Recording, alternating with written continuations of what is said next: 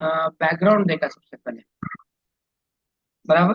और इस बैकग्राउंड देखते वक्त बाल केंद्रीय शिक्षा और टीचर केंद्रीय शिक्षा और पुस्तक केंद्रीय शिक्षा और जीवन केंद्रीय शिक्षा, इसमें अंतर क्या क्या है, इसके बारे में जो बदलाव हुए हैं उन बदलावों को हमने दोहराया था। तो इस बदल बदल कैसे हो रहे हैं, कितने बदल हो चुकी है, हाँ, सबका, वहाँ का वातावरण अब का वातावरण में क्या फर्क है।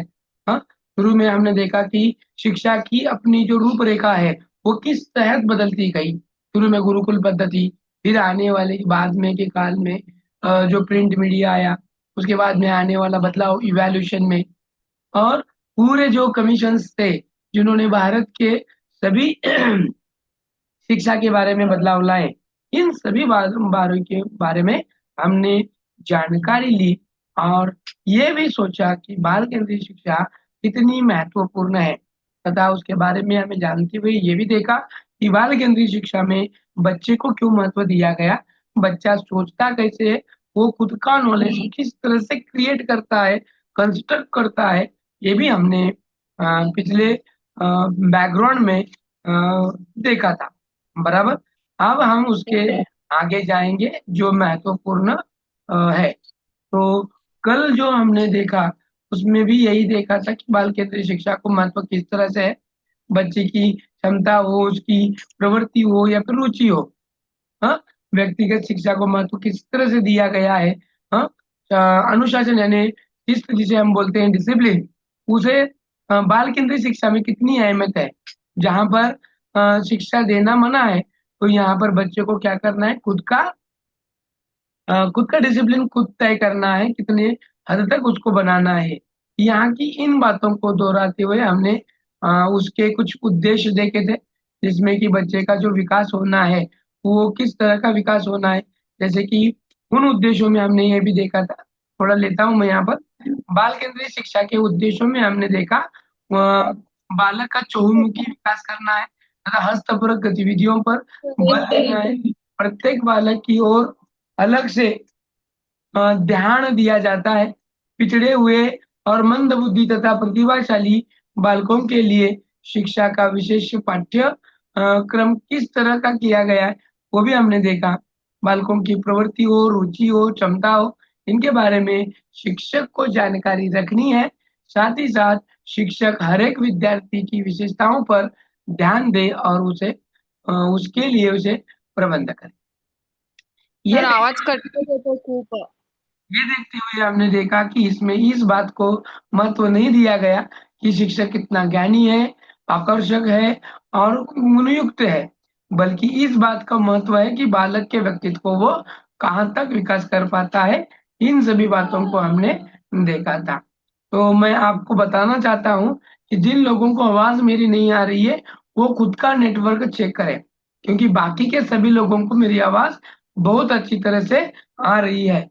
तो याद रखो, आपका खुद का भी नेटवर्क अच्छा होना चाहिए, क्योंकि जूम की मीटिंग में सबसे महत्वपूर्ण ये है कि आप कितना नेटवर्क में रहते हैं।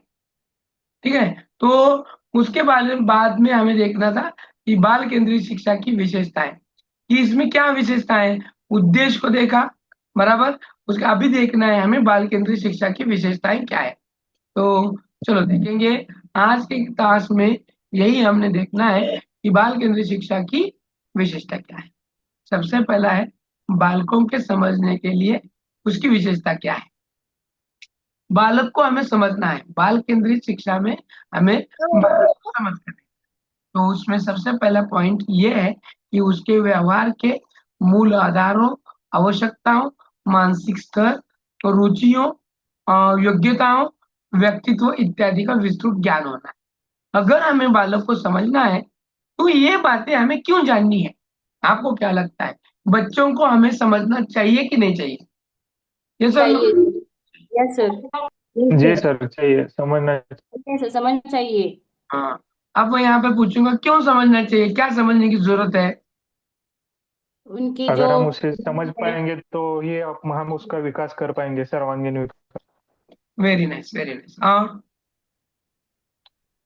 उनको उन बच्चों को क्या ठीक है. दिक्कत है हमें समझना है, फिजिकली मेंटली उनको क्या दिक्कत है, उनको हम्म. क्या प्रॉब्लम है, इसलिए हमें समझना चाहिए। Very nice. और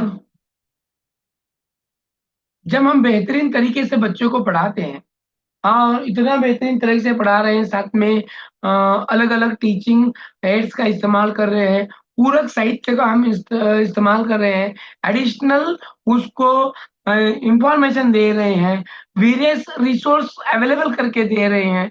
इतना सब कुछ करने के बावजूद भी अगर बच्चे का तुम्हारी ओर ध्यान ही नहीं है या फिर उसका परफॉर्मेंस अच्छा नहीं है, तो फिर आप क्या सोचेंगे और क्या उसके बारे में आपका ख्याल रहेगा, क्या रहेगा? सर मेरा हम क्वेश्चन। ऑब्जर्व करेंगे उस बच्चे को कि उसको क्या दिक्कत आ रही है, कहाँ हाँ पे दिक्कत आ रही है। हाँ फिर उसके हिसाब से हम उसका समाधान ढूंढेंगे। हाँ। अभी मेरा यहाँ पर एक क्वेश्चन है आपके इसी बारे में कि उसको ढूंढेंगे, आप बोल रहे हैं कर रहे हैं। तो ये भी होता है कि आप उसको पर्सनली इंडिविजुअली ध्यान भी देंगे, ऐसा भी हो सकता है।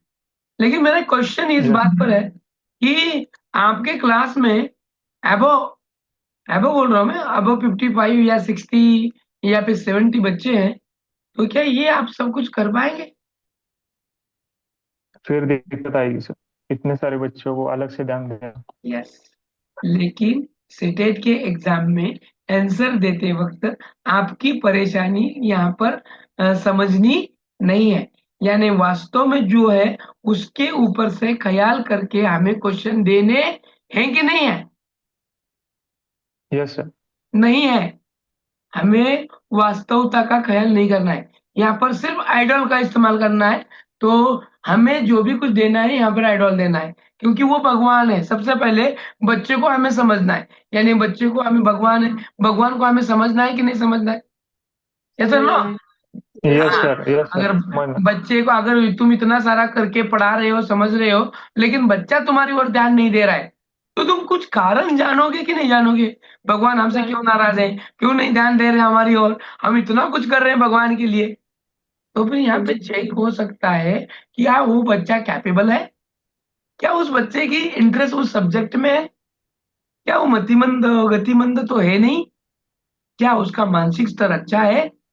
इन बातों को आपको नॉलेज होना चाहिए कि आपके क्लास में जो बच्चा है वो किस हद तक है। तो फिर हम देखो ना, कभी कभी हमें ये पता होता है किसकी ओर ज्यादा ध्यान देना है, किसकी ओर ज्यादा ध्यान नहीं देना है।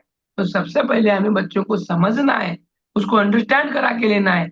ये बात आपको समझ गई तो मानो सीटेट में आप किसी भी क्वेश्चन का आंसर आसानी से दे पाओगे, क्योंकि सबसे पहले हमें पैडालॉजी जो समझनी है उस बच्चे की, वही बात है जहां पर बच्चे के अंडरस्टैंडिंग को समझना है, बच्चे को ही समझना है।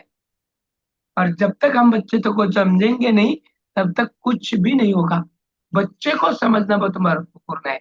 अब यहाँ पर उसकी, मैंने कहा ना, उसकी कैपेबिलिटी इज मोस्ट इम्पोर्टेंट, कि वो तुम जो दे रहे हो वो ले पाता है कि नहीं पाता। कभी कभी ऐसा हुआ है क्या, तुम बहुत अच्छी तरह से दे रहे हो लेकिन बच्चा लेने के लायक ही नहीं होता? कभी कभी कभी महसूस किया कि नहीं तुम्हारे क्लासरूम में, स्कूलों यस सर, में? बहुत बार।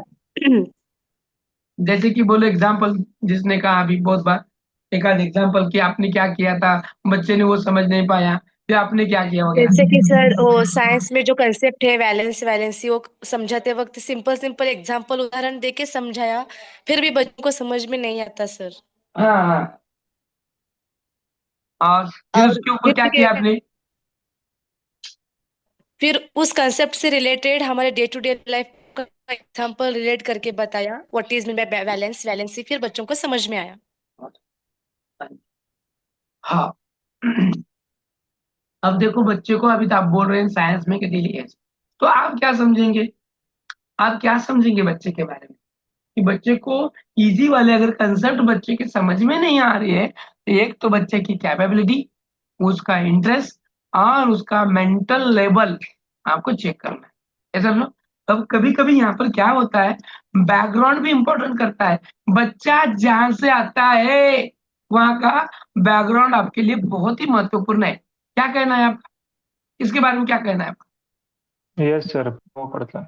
इम्पोर्टेंट है। आप माने हो आपकी स्कूल जैसे लोकमंगल का हॉस्पिटल है ना, लोकमंगल स्कूल, क्या नाम है, दमानी नगर, दबानी नगर के स्कूल में अगर आपके बच्चे हैं, और फिर वहाँ का इलाका क्या कहता है, देखो आप सोलापुर से हैं ना, तो वहां से एसटी स्टैंड के पीछे का जो है ना, उधर का बाजू का, हाँ, वहाँ के इलाके में आपके बच्चे हैं, तो बच्चे का देर से आना और बच्चों का पढ़ाना, ये करना, ये भी महत्वपूर्ण है।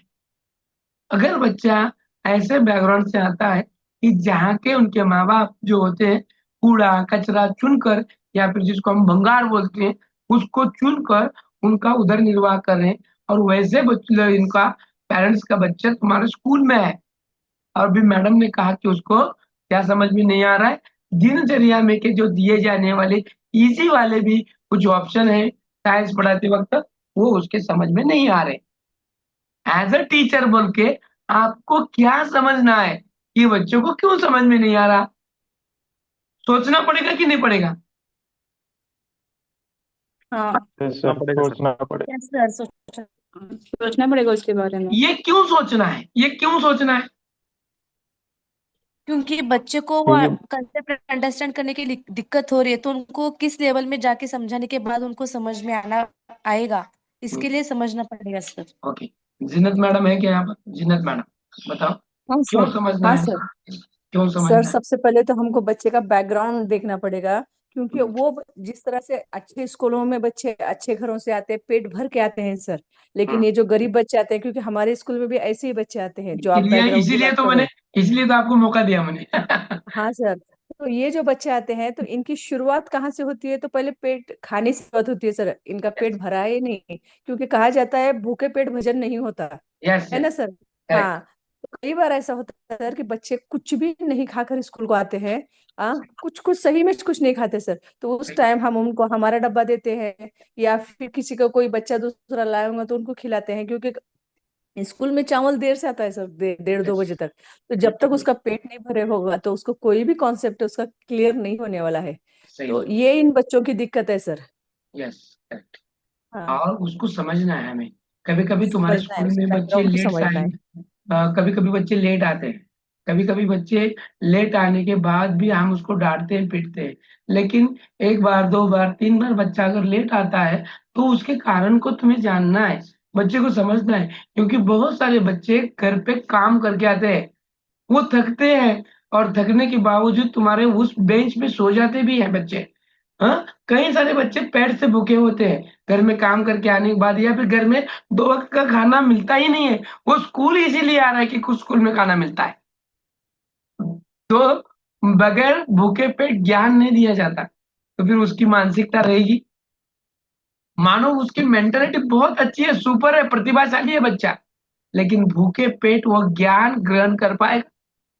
नहीं, तो फिर बच्चे को समझना है कि नहीं समझना है?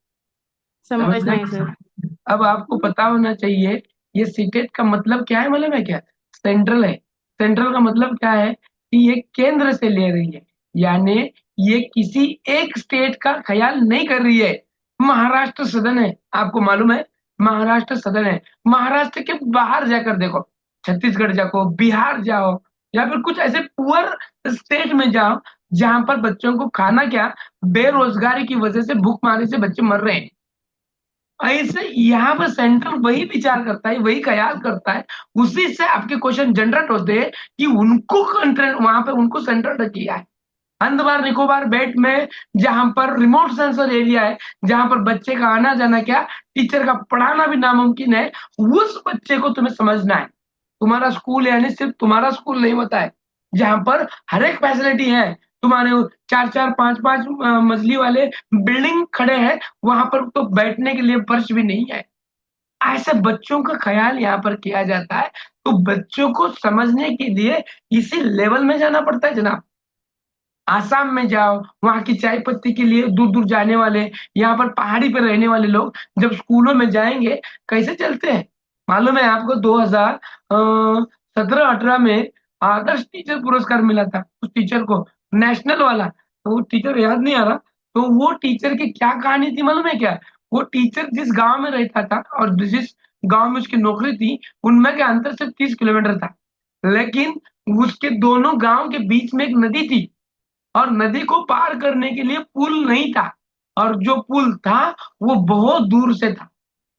तो ये टीचर हर दिन धूप हो बारिश हो या ठंड हो, इसी वक्त में वो नदी से तैर के जाता था, और जो कुछ अपनी किताबें बुक है इसको प्लास्टिक के थैली में डालकर उसको पीठ पे रख के लेके जाता था और वो पढ़ाने जाता था। ऐसे ही एरिया में आप टीचर है, उसे यूए टीचर का अवार्ड नहीं मिला मैडम, नहीं मिला जनाब। तो वो उसने उस हद तक किया है, और उसके वो स्टूडेंट जो है उतनी हायर लेवल की थे। तो मैंने अध्ययन निष्पत्ति का स्तर जो था 90% के ऊपर था, और वो टीचर एक दिन भी नहीं रुका।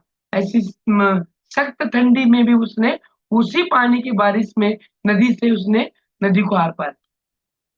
चैलेंजेबल है कि नहीं? आज हमारी स्कूल की सुबह की स्कूल होती है, 7 बजे होती है, तो हम ठंड के मारे एकदम जाना नहीं सोचते, तो ये टीचर तो तैर के जा रहा है, क्या हाल होगी।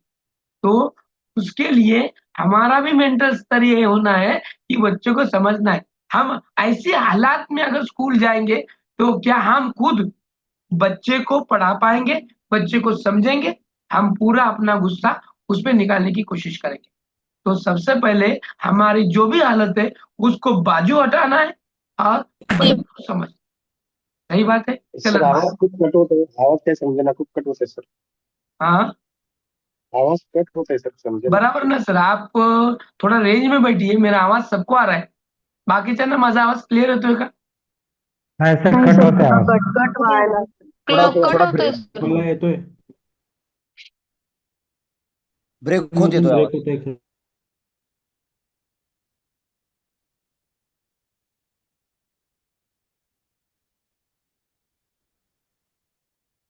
अब आ रही क्या आवाज? आ रही है सर, येत राहते आवाज. आ रही है सर. क्लियर आ रही है अब? आ हो रही है सर. सर. हाँ सर ओके ओके। तो अंडरस्टैंड हुआ आपको कि बच्चों को उस हद तक हमें पहले समझना है कि बच्चा किस हालत से आता है, किस परेशानी से आता है। हर बच्चे घर में किसी न किसी क्या बोलते हैं वो तकलीफ से होके आते हैं, तो उस बच्चे को समझना है। कई बच्चे गरीब होते हैं, सब बच्चे अमीर नहीं होते। और तुम अमीर की स्कूल में अगर पढ़ा रहे हैं तब भी कुछ बच्चे दिक्कत में होते हैं, उनकी रुचियां नहीं होती, उनकी व्यक्तित्व यानी पर्सनालिटी उस हद की नहीं होती है, और कुछ बच्चों को भी तुम्हारे सपोर्ट की जरूरत होती है। इन सभी आधारों को, इन सभी बेस को ध्यान में रखकर हमें बच्चों को समझना है। अब मैं जो अंडरस्टैंडिंग बता रहा हूँ ना, ये ऑल सब्जेक्ट के पैडालॉजी को आपको इस्तेमाल की जाएगी। इसको बच्चे को समझना है तो सबसे पहले उसकी मेंटल लेवल हो, उसका इंटरेस्ट हो, उसकी एबिलिटीज हो, पर्सनैलिटी हो, और उसकी नीड, और सबसे पहला है उसका बैकग्राउंड, जिस बैकग्राउंड से आ रहा है वो हमें समझना है। तब हम कुछ अच्छा कर पाएंगे, समझ पाएंगे।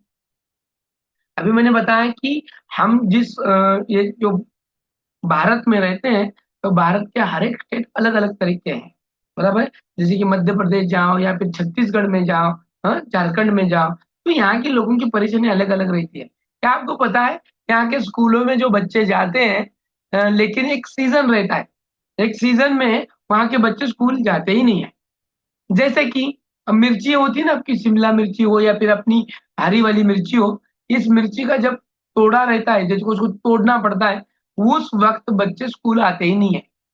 या फिर अभी हमारे यहाँ पर शुगर फैक्ट्री शुरू हो चुकी है, तो गन्ना तोड़ने जाने वाले बच्चे, उनके माँ बाप उनके साथ ही बच्चे चले जाते हैं, स्कूल नहीं आते हैं। हाँ, फिर अगर मान लो बच्चे के एजुकेशनल जो क्या बोलते हैं उसको हम, हरेसमेंट हो रही है, वो देखकर माँ बाप कभी कभी उनके दादा दादी, नाना नानी या फिर चाचा चाची के पास छोड़कर जाते हैं, और वो बच्चा अकेला माँ बाप को छोड़कर रहता है, तो उसकी परेशानी क्या होगी? वो स्कूल में आएगा, वो पढ़ेगा, फिर उसका ध्यान रहेगा क्या? कितनी सारी दिक्कतें बच्चों को है। फिर हमें बच्चों को इन दिक्कतों को ध्यान में रखकर हमें बच्चों को समझना है कि नहीं है कि नहीं है? समझना है सर. क्या लगता है अलमास शेख आपको, समझना है कि नहीं समझना है? मेरी आवाज तो क्लियर आ रही हुई क्या? क्लियर आ रही है ना? अलमास शेख, अलमास शेख है क्या जगह? जी सर, आ रहे हैं. आ रही है ना? तो बच्चों को हमें समझना है कि नहीं समझना है? आवाज जी आने सर. दो। हाँ जी जी सर. हाँ, क्या क्या समझ में आया आपको अभी? बच्चे के बैकग्राउंड को देखना चाहिए। हाँ, अभी बैकग्राउंड को क्यों देखना है बच्चे के? ताकि हम बच्चे को समझ कर उसके हिसाब से उसे पढ़ाने के लिए उसे नियोजन कर सकें। या ठीक है, चल। तो आगे अगला पॉइंट है, शिक्षा का उद्देश्य ही बालक के व्यवहार को परिमार्जित करना है। यहाँ पर परिमार्जन का मतलब है क्या बोलते हैं उसको, काउंसलिंग। काउंसलिंग है परिमार्जन करना, व्यवहार को परिमार्जित काउंसलिंग करना है। हाँ, अब देखो, बच्चा कुछ जो बैकग्राउंड से आता है, अगर बच्चा गरीब बैकग्राउंड से आता है या फिर कुछ मोहल्लों में से, गलियों में से आता है जहाँ पे लोग गंदगी या फिर लोग गंदे गंदी बातें करती है, गालियां देते हैं, ओके, तो इस बच्चे के व्यवहार का कैसे व्यवहार रहते हैं, इस बच्चे के व्यवहार कैसे रहते हैं? सर डिसिप्लिन की कमतरता है। बस बस, डिसिप्लिन बहुत, गालियाँ उसके। आपको पता वर्तन है, वैसा रहेगा। अब पता है आपको, आप चमत्कारिक हो जाएंगे। कभी कभी कभी अपने इलाकों को छोड़कर बाहर के इलाकों में अगर आप जाएंगे, तो कहीं ऐसे जैसे कि अ, आदिवासी इलाका है, आदिवासी इलाका है, या फिर बंदी बाग। बंदी बाग किसको बोलते हैं, जहाँ पर जो खुलेआम जानवर रहते हैं ना, उस जंगल पहाड़ियों के बीच का जो इलाका होता है, उसको बंदी बाग होते हैं, जहाँ पर जाने के लिए मनाही होती है। तो वैसे बाग में रहने वाले जो लोग होते हैं, हाँ, इन लोगों को अगर आप ऑब्जर्व करेंगे या फिर देखेंगे, तो ये गालियां बहुत देते हैं लोग एक दूसरे को, क्योंकि लिटरेंसी नहीं होती है, तो वो गंदगी, वही शराब, ये वो सब कुछ चलते ही रहता है। तो पता है कि आपको, तो इनके बच्चे जो होते हैं ना, ये भी गालियां देते हैं, और ये भी किसी न किसी चीज के जैसे लत होती है, जैसे कि तंबाकू, सिगारेट वगैरह वगैरह, छोटे बच्चों को भी। और कभी कभी यहाँ के बच्चे गालियां देते हैं। आपको अजीब तब लगेगा, लड़के ही नहीं देते, लड़कियां भी उसी तरह की गालियां देती। अभी सुनने को कैसा लगेगा? हाँ सर, देते।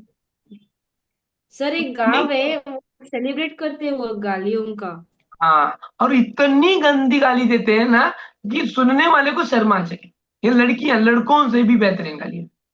तो फिर मुझे बताओ, इनका व्यवहार है ना, ये गालियां आप कैसे कम करेंगे? हाउ टू इनका इनका जो जो बिहेवियर है, कैसे चेंज करेंगे? ये चैलेंज है कि नहीं आपके लिए, है कि नहीं है? Yes sir, sir. Yes sir. हाँ, अब ये यस ये हालत क्या होती है मालूम है क्या? तो हम इतने सीधे होते हैं, इतने सीधे होते हैं कि ये सोचते हैं कि इनको सीधा करेंगे, और वक्त ये आता है कि वही लोग आपको सीधा करते हैं। वो सीधे नहीं होते। हाँ, ये हालत हाउट के कैसे करेंगे इसको? बताओ, चलो, क्या लगता है आपको? क्या लगता है, कोई बता सकेगा? अब जो काउंसलिंग काउंसलिंग करेंगे सर, बार बार काउंसलिंग करेंगे।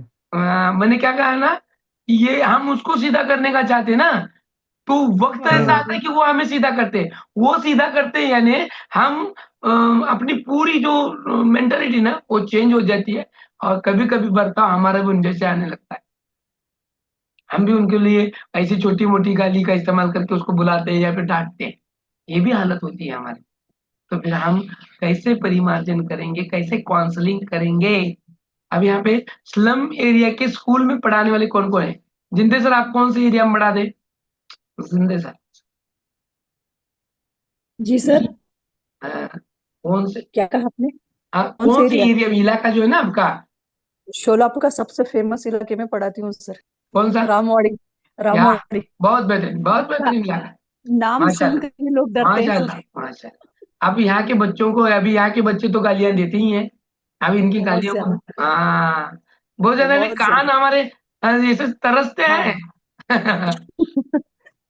वो बोलते हैं ना, आप नहीं देना भी चाहो तो उनका सुन सुन के आपका ये हो जाता है, गालियां सुनकर। आपका हालत भी और उसी तरह हो जाती है। हाँ, बहुत ज्यादा। और कैसा सगे भाई बहन है, एक दूसरे को भी देखते हैं, ऐसा नहीं कि दूसरे बच्चों को दे रहे। सगे भाई बहन भी होंगे तो खुद एक दूसरे के गालियां देंगे। मेरी क्लास में तो 4 बच्चे ऐसे हैं भाई बहन। अगर गरीब है, बहुत गरीब, उसकी कोई हद नहीं है।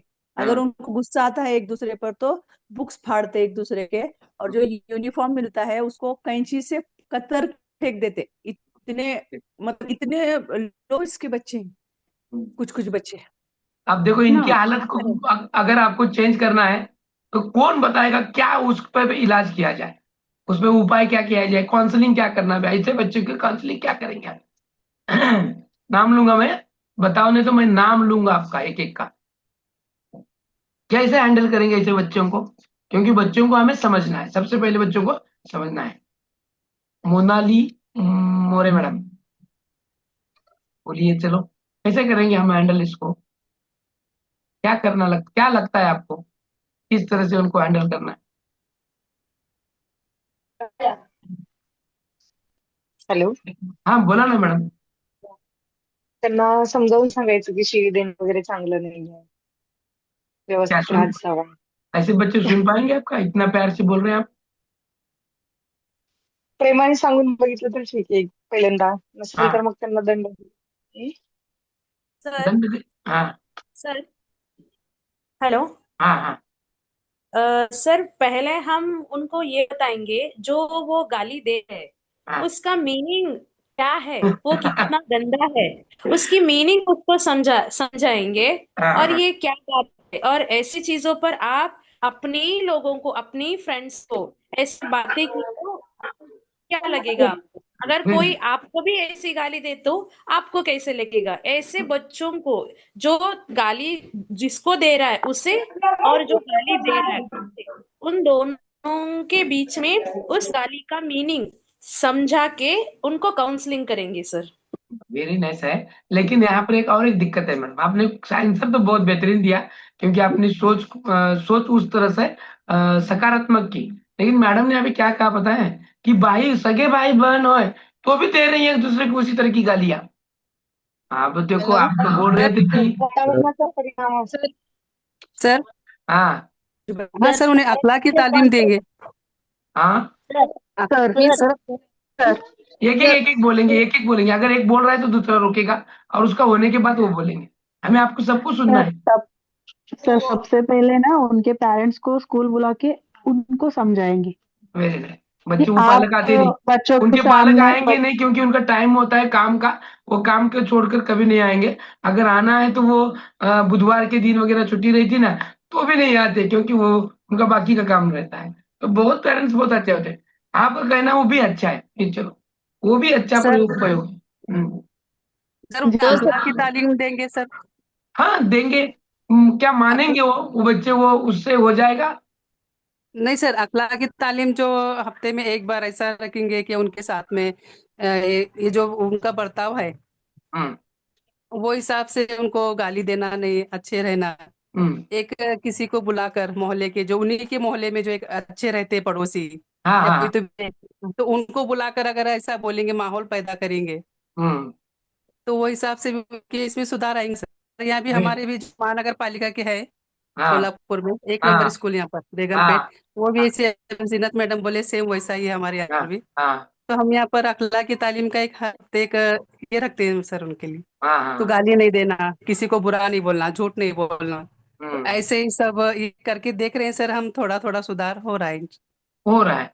और एक उपाय हम्म बताऊं, अभी मैं यहाँ पर इस पर एक उपाय बताऊं, या किसी को कुछ और बताना है? देखो, सर सर उनके एरिया में जाके भी काउंसलिंग कर सकते हैं लोगों उनके को। एरिया में जाकर, उनके ही एरिया में जाकर, वाह, वेरी नाइस। Sir yes. हाँ सर और एक बात। हाँ यस सर, रोहिणी जिंदे। हाँ, यस यस, सर और एक बात, हाँ अभी किसी मैम ने कहा कि बहन भाई दोनों हाँ, भी गाली देते हैं। एक दूसरे को तो दे, इस हाँ, तो इस एक दूसरे को देते हैं, तो बहन भाई का रिश्ता क्या होता है? और इस पे मोटिवेशनल यमराज और इसकी कहूँ यमराज और यमुना की कहानी, ऐसे हाँ बहुत सारे बहन भाई की स्टोरी है। हाँ जो बच्चा जिसको भी उनका रिलेशन है, जो कुछ भी है, वो रिलेशन का मतलब क्या है, और तुम एक दूसरे को आगे जाके लाइफ में कैसे एक दूसरे को साथ निभाना है जिंदगी तक, एक बहन भाई बोले तो। और हाँ, आप इसी कुछ छोटी छोटी बातों पे आप झगड़ो और गालियां दो, तो की लाइफ पर क्या उसका असर पड़ेगा?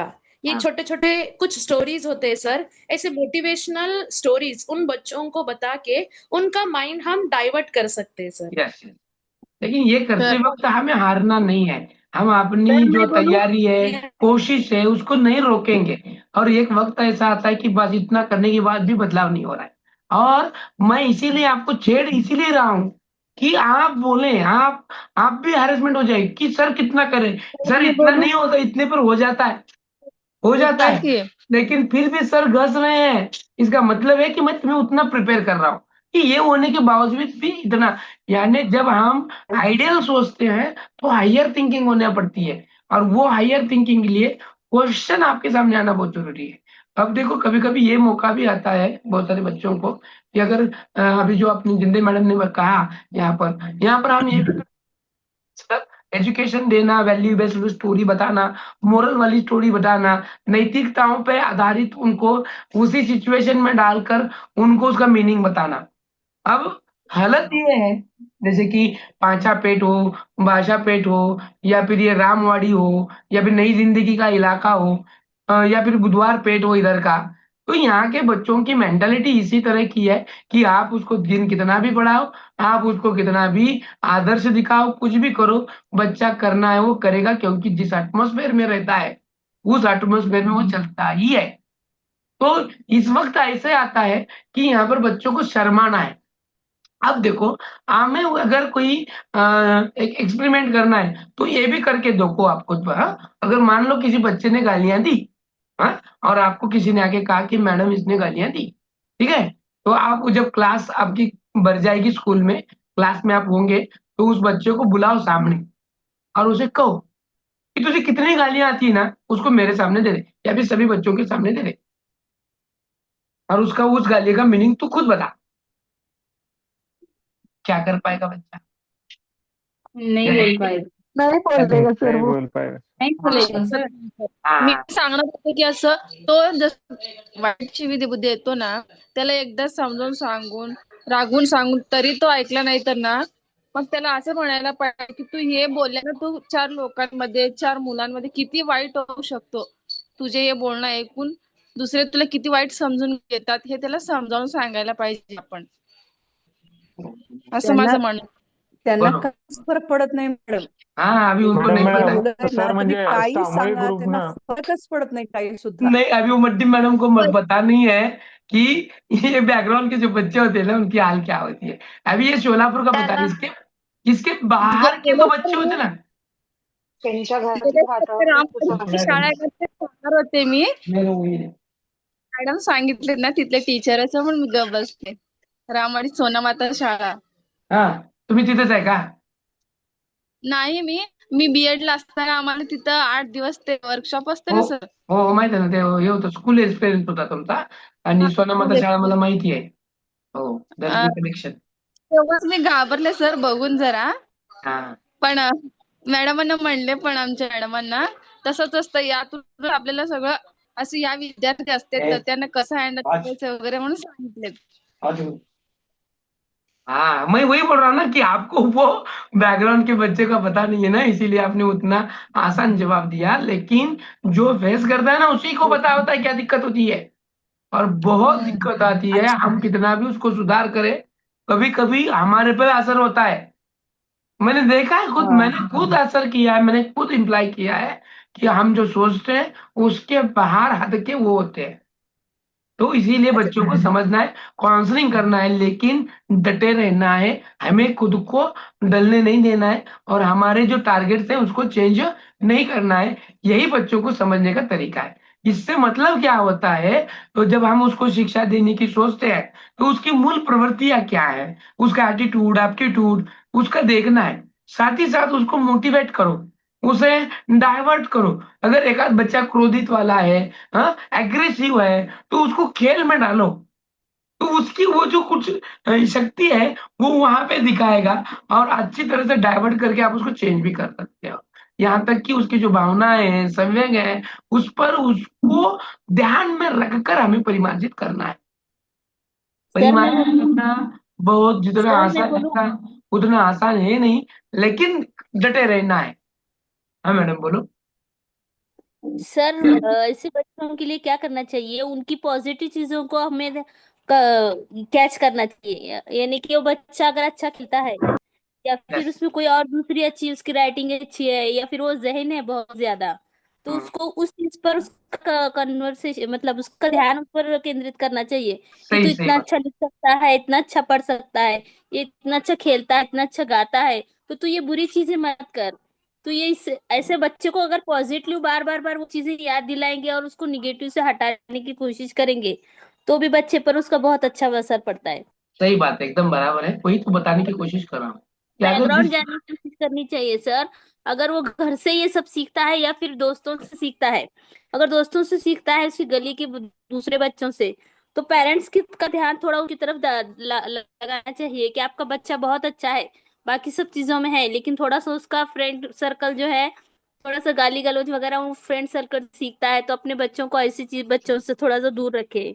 थोड़ी मदद पेरेंट्स की भी मिल सकती है या फिर घर के दूसरे बड़े भाई बहन से भी ले सकते हैं हम। वेरी नाइस, एकदम वही। तो इसी तरह से सर हमें मेरे को और एक बात बताना है। हाँ हाँ, पटेल सर बताइए। आपका अभी भी इलाका मैडम और जो आपके भी बच्चे इसी तरह के हैं शायद। ओके। अभी मैडम ने जो बोले एकदम सही बोले सर। अभी यस बच्चों को ऐसे बच्चों को कोई अपन टास्क दे तो बच्चे टास्क पूरा कर देंगे सर। यस यस फिर यस बाद में से वो माहौल में आने के बाद फिर से वो सही करेंगे सर बच्चे। Yes yes yes.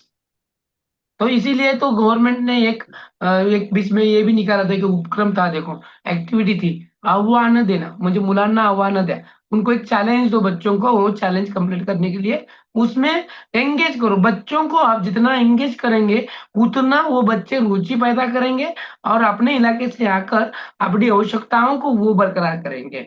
तो इसीलिए बच्चों को हमें पढ़ाते वक्त, हाँ, या फिर हमें जब उसको काउंसलिंग कर रहे हैं उस वक्त बच्चों की प्रवृत्तियां, उनको मोटिवेट करना, उनको एंगेज करना। बच्चों को हम जितना एंगेज करेंगे उतना बच्चे ही शार्प बन जाएंगे। मालूम है आपको, बच्चा जब एंगेज नहीं रहता है तो बच्चों को ये सूझता है, गालियां देना, झगड़ा करना, मारामारी करना। बच्चों को जितना तुम एंगेज रखोगे, जितना होमवर्क दोगे, हाँ, जितना काम दोगे, जितना टास्क दोगे, हाँ, वो कंप्लीट करने के लिए उसको मोटिव करोगे, उतना बच्चा एंगेज रहेगा और इन्हीं आदत हौसलातों से वो दूर रह जाएगा। तो इसीलिए ये बात महत्वपूर्ण है कि बच्चों को एंगेज करना है। अब देखो, बालकों के दोष का मूल कारण, उनकी सबसे बड़ी कारण क्या है? देखो, उनकी शारीरिक, सामाजिक अथवा मनोवैज्ञानिक आवश्यकताओं में ही कहीं ना कहीं रहती है। जैसे कि अब मैंने कहा, ये गालियां का काम ने, या फिर कुछ काम नहीं करते हैं बच्चे, है ना? तो उनका कारण जो होता है, एक तो शारीरिक होता है, सामाजिक एटमोस्फेयर वाला होता है, अथवा फिर वो मेंटली, जिसको हम मनोवैज्ञानिक बोलते हैं, इसी किसी में से ना किसी में से एक से होता है। तो इसीलिए एज अ टीचर बोल के हमें इन सभी बैकग्राउंडों को, इन सभी उनके नीड्स को हमें जानना बहुत ही जरूरी है, क्योंकि कहीं ना कहीं इसी में उसकी समस्याएं रहती हैं। तो हम टीचर एलिजिबिलिटी में हम यही देखते हैं, आप पात्र हैं क्या? एलिजिबिलिटी का मतलब है पात्रता। हाँ, यहाँ पे पात्र है क्या? मैं यहाँ पे आसान वर्ड का इस्तेमाल करता हूँ कि लायक, और मराठीत खूप छान शब्द आहे लायकी। तुम्ही शिक्षक होण्याच्या लायकीचा आहे का? तुम्ही शिक्षक होण्याच्या लायकीचा असून तुम्ही विद्यार्थ्यांना ओळखू शकता का?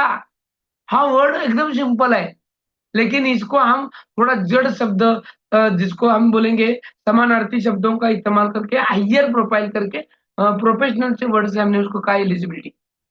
लेकिन यही चेक किया जाता है कि तुम उस लायक है कि नहीं है, बच्चों को पहचानने, बच्चों को समझने के।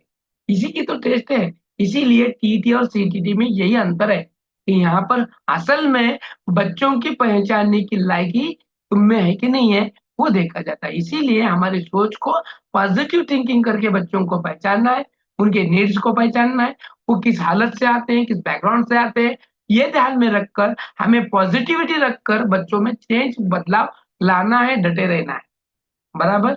और साथ ही साथ जब हम शिक्षा देने में, हाँ, शिक्षा यानी टीचिंग है, हाँ, बराबर, शिक्षा देने में शिक्षक को पालक और समाज की आवश्यकताओं के साथ समन्वय करना होता है, कोऑर्डिनेशन रखना है। किसको रखना है? बालक यानी हमारा स्टूडेंट है, हाँ? समाज यानी सोसाइटी, इनकी नीड्स क्या है, और ये इस नीड को कंप्लीट नहीं कर पाते हैं, समाज हमसे क्या चाहता है, ये हमें पता नहीं होता है, तो बालक को हम वो नहीं दे पाते जो वो चाहते हैं। और जब इनमें कोऑर्डिनेशन आता है तो हम बच्चों को वही देते हैं और वही वहां से निकल कर आता है। मान लो जिस सोसाइटी में आप रहते हैं, अभी आप जिस पुअर एरिया में आप पढ़ा रहे हैं, हाँ, स्लम एरिया में पढ़ा रहे हैं, और वहां के उस बच्चों को क्या है समाज की आवश्यकता। अब वहां के समाज की आवश्यकता क्या है, ऐसे पुअर इलाके में की क्या है वहां की। अब जब हम वो समझेंगे और उसी तरह का संस्कार हम उन बच्चों में डालेंगे, तभी हम फाउंडेशन कर पाएंगे। फिर नहीं, फिर कहेंगे नहीं नहीं ये टीचर बहुत अच्छी है, ये यहाँ की स्कूल बहुत अच्छी है, बहुत अच्छा पढ़ाते हैं, हमारी नीड को समझते हैं। हाँ, अब जो स्लम एरिया है वहां का पूरा रामवाड़ी हो, उसके नीचे क्या वो क्या है दमानी है, हाँ, इन एरिया को हम देखेंगे तो वहाँ असल में संस्कार की कमतरता दिक्कत आती है। जहाँ पर स्लम एरिया होता है वहां पर साक्षरता कम होती है, और अंधश्रद्धा हो या फिर संस्कार हो, उनकी कमी होने के बावजूद हाँ वहाँ के लोग उसी तरह की हरकतें करते हैं। तो तुम्हारा प्रोडक्शन क्या होना है, तो उसी पे काम करना है। संस्कार का देना, हाँ, बच्चों को समझाना, उनके बैकग्राउंड से बाहर लाना, ये तुम्हारा प्रथम काम होना है। क्योंकि समाज की नीड वही है, तो देने वही आना है।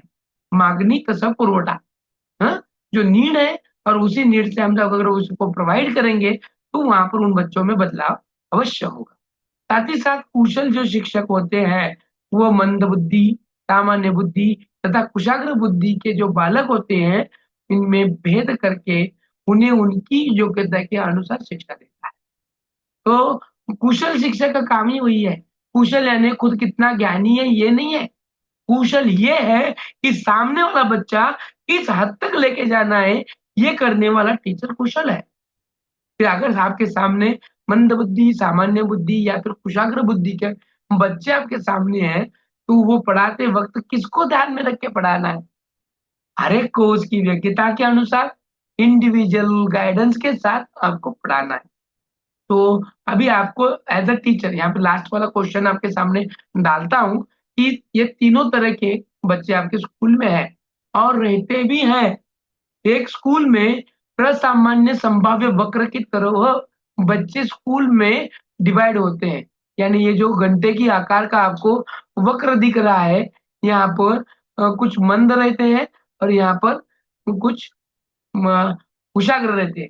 यानी बहुत कम बच्चे कुशाग्र रहते हैं तुम्हारे क्लास में और बहुत कम बच्चे मंद वाले रहते हैं, लेकिन सबसे ज्यादा बच्चे तुम्हारे सामने सर्वसामान्य बुद्धि वाले रहते हैं।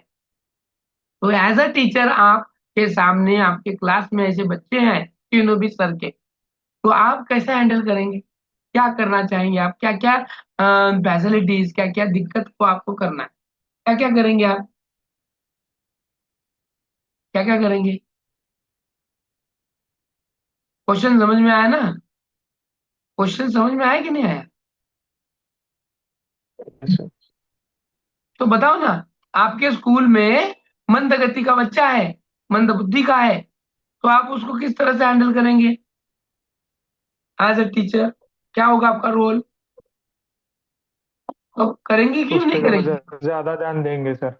ज्यादा ध्यान देंगे, स्लो हाँ टीचिंग करना पड़ेगा सर उसको, हाँ, स्लो टीचिंग करना पड़ेगा, स्लो स्लो टीचिंग। टीचिंग करना पड़ेगा उसको।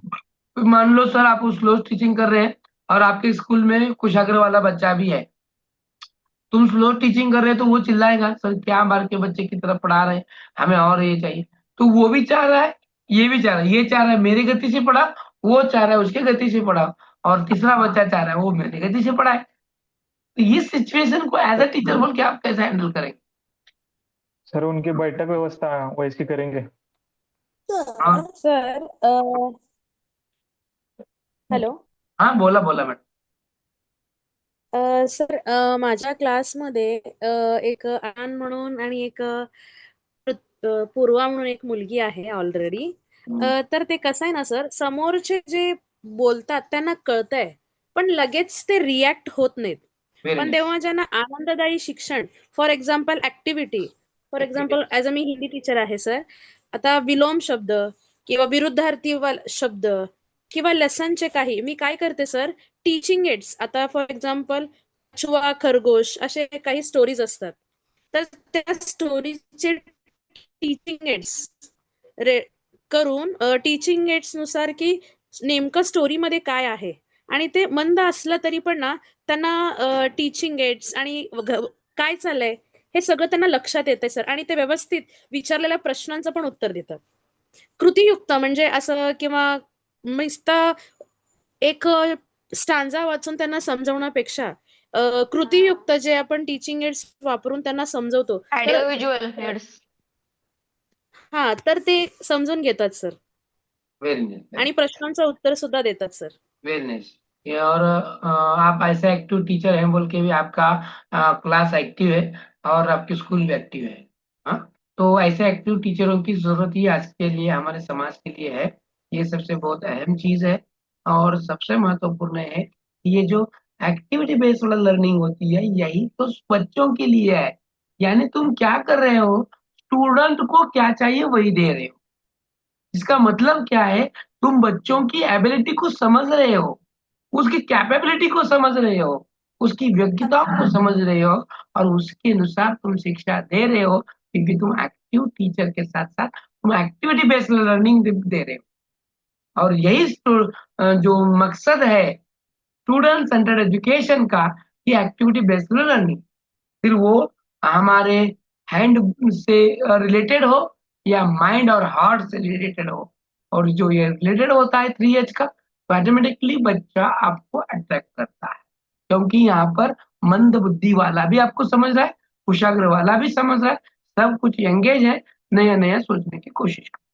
तो ऐसे वक्त जब आप एक्टिविटी का इस्तेमाल करके पढ़ाते होते हो तो दिक्कत क्या आती है, जो होशियार है वही बार बार आंसर देते हैं, जो मध्य बुद्धि वाले हैं स्लोली स्लोली देते हैं.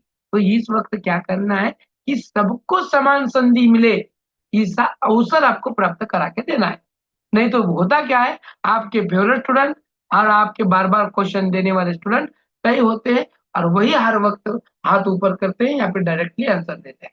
तो इस वक्त हमें वो ध्यान में रखना है कि जो बच्चा नहीं बोल रहा है उसको बोलती कराने की कोशिश करनी है और ये होती है तो मानो बच्चों को अपने एबिलिटी दे दी है. सही है ना. तो आगे देखेंगे. अभी हम बच्चे को अभी किस तरह से समझना है हमने समझ लिया. अब हमें आगे देखना है कि हमने जब बच्चों को समझना समझ लिया है तो फिर हमें ये भी पता होना चाहिए कि इस वक्त जो टीचिंग की मेथोडोलॉजी है वो कैसी होनी है. बराबर. अभी तो आपने कहा एक्टिविटी बेस्ड होनी है वगैरह वगैरह. तो अब ये शिक्षण विधि यानी टीचिंग मेथोडोलॉजी किस तरह से हमें करनी है. बाल केंद्रित शिक्षा में ये सबसे बड़ी विशेषता है कि बच्चे को हमने पहले समझा और समझने के बाद हमने उसी तरह से टीचिंग मेथोडोलॉजी का इस्तेमाल. अगर ये हम टीचिंग मेथोडोलॉजी का इस्तेमाल करेंगे तभी बच्चे समझ पाए. बालक को क्या पढ़ाना चाहिए, हाँ, बालकों को क्या पढ़ाया जाए, परंतु वास्तविक समस्या यही कि कैसे पढ़ाया जाए. हमें मालूम होता है क्या पढ़ाना है लेकिन कैसे पढ़ाना है ये सबसे अहम है. कैसे पढ़ाना है क्या लगता है आपको, और हम कैसे पढ़ाते हैं, हम कैसे पढ़ाते हैं वो पहले बताओ. हम कैसे पढ़ाते हैं और फिर बताओ मुझे कैसे पढ़ाना है. अब यहाँ पर सिलेबस असल में, अनुसार पढ़ाते हैं सर हम. हाँ वेरी नाइस, असल में जो डायरेक्ट फील्ड पर काम कर रहे हैं ना अभी यहाँ पे, जैसे कि बहुत सारे टीचर्स हैं, अभी वो मुझे सर बताएं. मैं बताऊं वो मुझे उनको बताना है अभी कि आप कैसे पढ़ाते. सर मैं वो बताऊं जो Yes, sir. कंटेंट होता है सर, वो जो कंटेंट होता है उसके हिसाब से हमें एक्टिविटी म्हणजे टीचिंग एड्स बनाना चाहिए और स्टूडेंट को सिखाना चाहिए. वेरी सर मैं नाइस. बताऊं यानी कि Yes. हेलो यहाँ बताओ.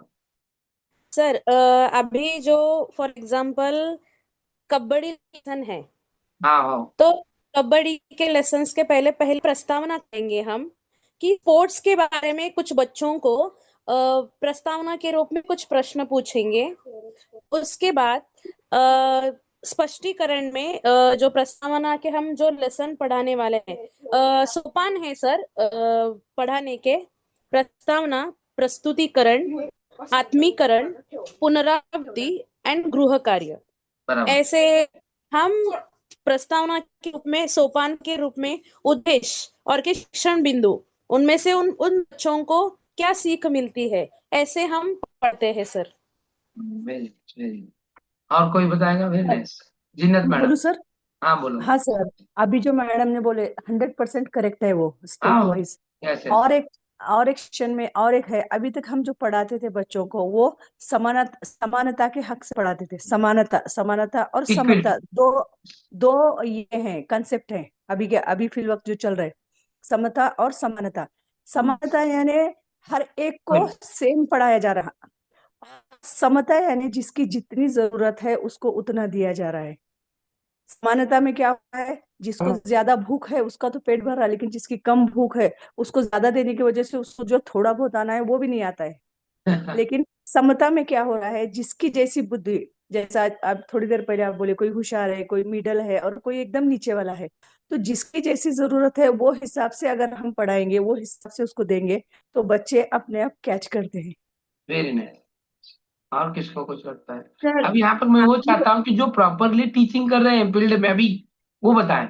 हाँ बोलो गुल्ली सर मैडम बोलो। हाँ, अभी जो पोयम अगर रहेगा तो कुछ उसके बारे में, थोड़ा उसके पिक्चर के बारे में बोलेंगे, उसका बैकग्राउंड के बारे में बोलेंगे। और पोयम ओनली बोलना नहीं, विथ एक्शन भी करने का वो जो रहता है ना, एक्शन सर, एक्शन या कुछ डांस कृतियाँ, वो जो याद रहता है ना वर्ड्स, वो बहुत सही से याद रहते हैं। क्योंकि मेरे क्लास में ना एक दो तीन बच्चे हैं, उसको पढ़ने को नहीं आता है सर उतना प्रॉपर। तो जब मैं सिखाती हूँ एक्शन विथ एक्शन, वो पूरा विथ एक्शन विथ और वर्ड्स भी बोलते हैं सर वहाँ पे। सही है। हनुमंत जादव सर कैसे पढ़ाते हैं आप आपके स्कूल में? क्योंकि आपके बच्चे तो अलग तरह के हैं। हाउ टू टीच इन बच्चों को आप कैसे पढ़ाते? हनुमंत जादव सर, आवाज आ रही मेरी? जादव सर,